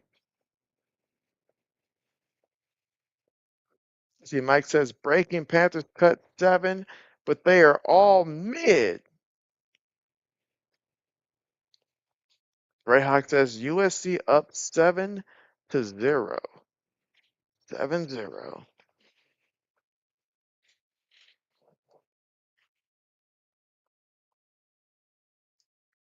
USC is gonna have to enjoy this game because with the upcoming schedule for some of these teams in the Big Ten, look out.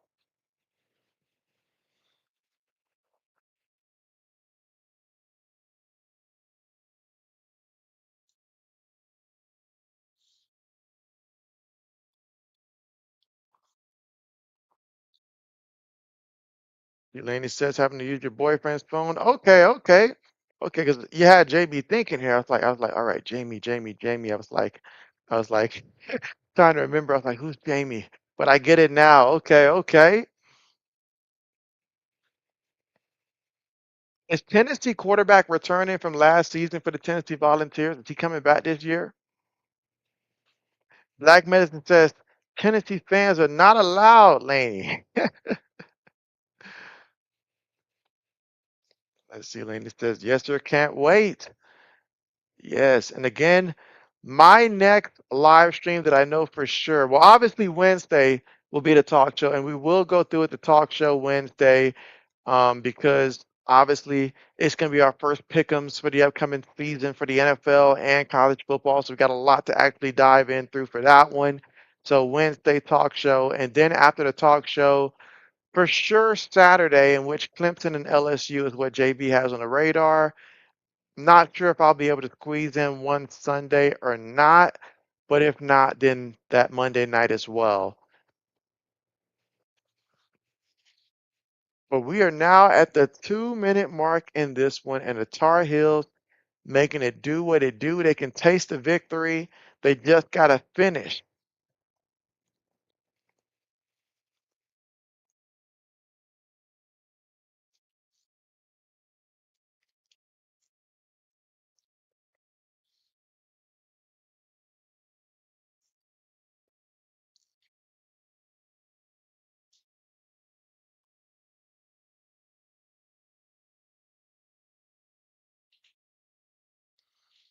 And again, we are at the 2 minute mark here. Tar Heels winning this one 15-10. Tar Heels trying to run out that clock.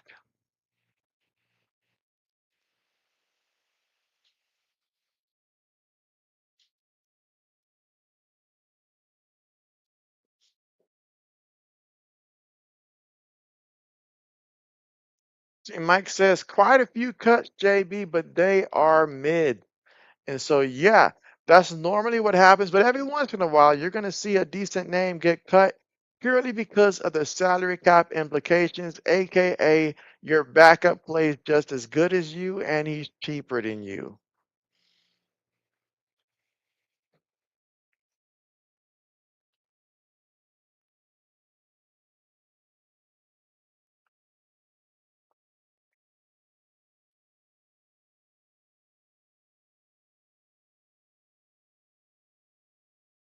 All right, and again, we're just ready to resume the final minutes of this one here. TCU has not scored since the first quarter. And honestly, the amount of mistakes that they made from the penalties of what they made, not being able to capitalize off turnovers and stuff, it's been tough. Not being able to convert on fourth downs, it's been brutal.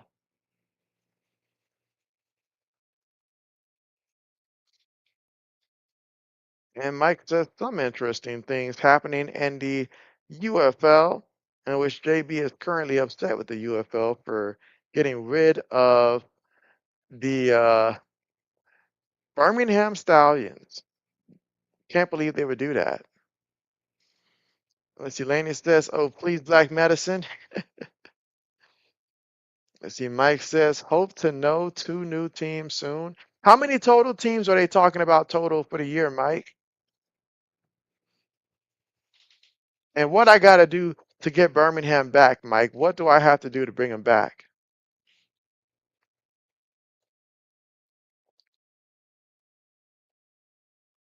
Am I doing any more games today? I will not be doing any more games today. I definitely need to rest my eyes here as my eyes have definitely still, recovering and stuff like that. So I will not be doing any more after today. I can already feel it from my extended looking at the screen for a little bit. So yeah, no more today.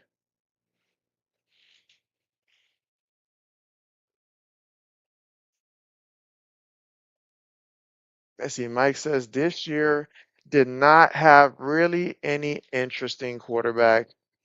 It really felt that way because when you look around the league, I'm trying to think who played Adrian Martinez. I think the 49ers started Adrian Martinez their last preseason game and stuff like that. So with him down there in San Francisco, he would have been a guy for the Stallions perhaps,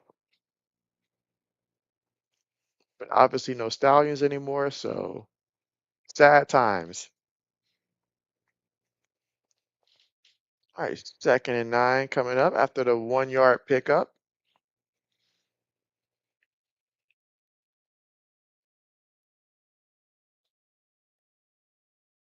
Let's see. Mike says a total of 10 by the year 2027. A total of 10. Okay.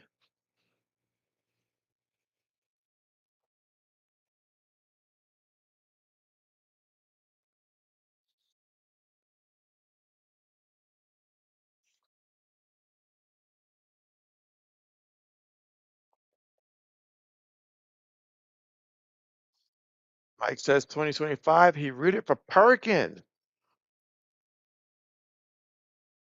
All right, so TCU, no more timeout. So if the Tar Heels can get themselves another first down, that would be nice. You said before you rooted Martinez. I'm always happy to see the UFL players get opportunities and make the most of the opportunities at the NFL level.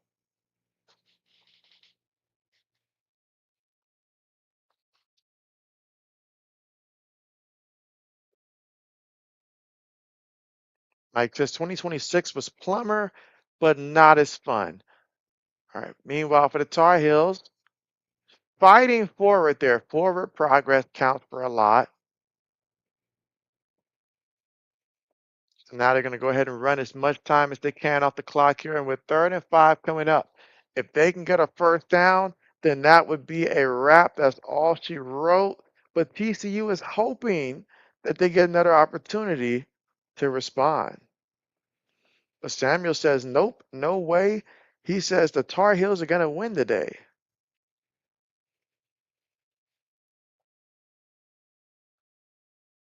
Mike says, eyes out for Emory Jones. Come back to UFL. Yeah.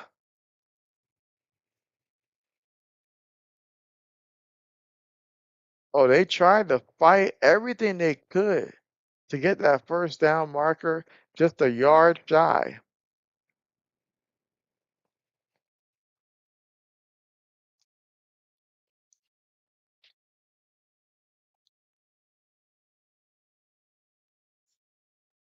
Or was he a yard shy? Was that not enough? Let's see, Mike says, how many players went NFL back to college? JB? Ooh, that's a good question. I've only been hearing really about like two, I- I'm guessing two or three that I've heard of, but I don't know how many people actually are taking advantage of that rule. That's a very good question.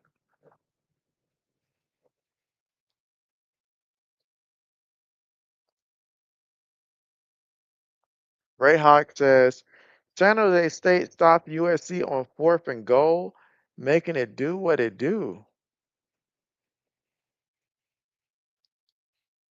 San Jose State said, y'all not gonna just come in here and intimidate us. We for the ball.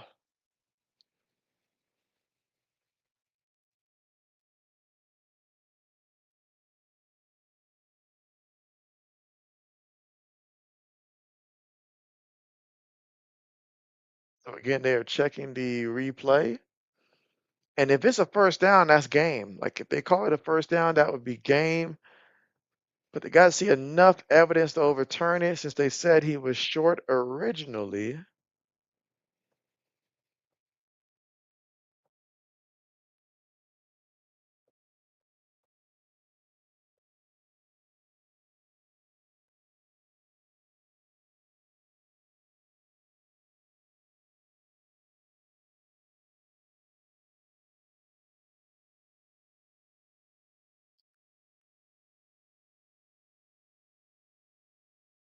He came awfully close.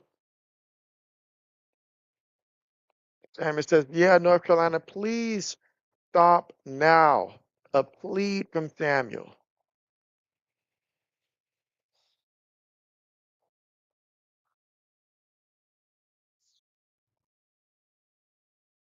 The call is upheld.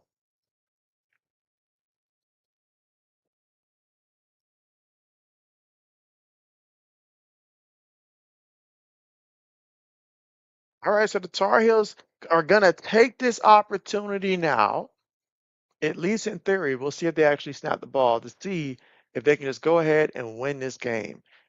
You play to win the game.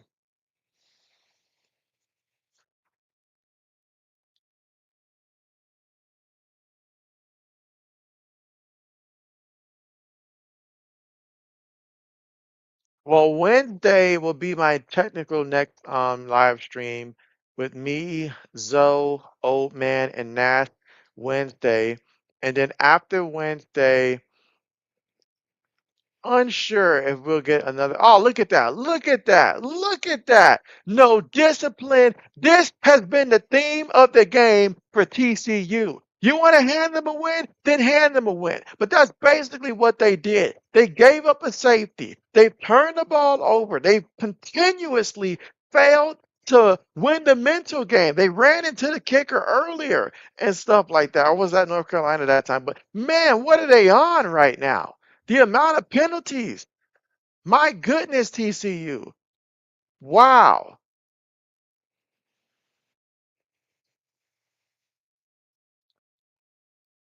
Amy says your JB is tired, and so, but JB's fighting through it. Brayhawk says, oh, okay, I'll try to tune into that. Appreciate that. Appreciate that. And Brayhawk says that's pathetic. He says they would never do such a thing at Iowa. Never. Mike says, oh, crap. Let's see. All right, so one knee is all it took. I say you don't have to take a knee. But yeah, Mike says, go JB8 far as Wednesday show. And so, yes, let's see. Laney says, see you next time, JB. Sorry about your eyes. I appreciate that. JB is recovering here, but I tell you what, my eyes can see that TCU lacks the discipline and that Craig right now has to continue to develop throughout the season. They need him to be better. But ultimately, TCU gave this game to North Carolina. But hey, congratulations to the Tar Heels coming out victorious. Mr. JB says, go University of Miami. Let's see, Bray Hawk says, see you, JB. Have a good rest of your day. Yes, you guys have a great rest of your day here. JB's going to go and rest up the eyes here. Let's see, Mike says, TCU, give it up. You're losing to Belichick, who is a fraud. It was all Brady. We'll dive into that another day, Mike. Another day. But thanks again, everybody, for tuning in here. JB signing out. You guys enjoy the rest of college football week 0 here today. See you guys next time.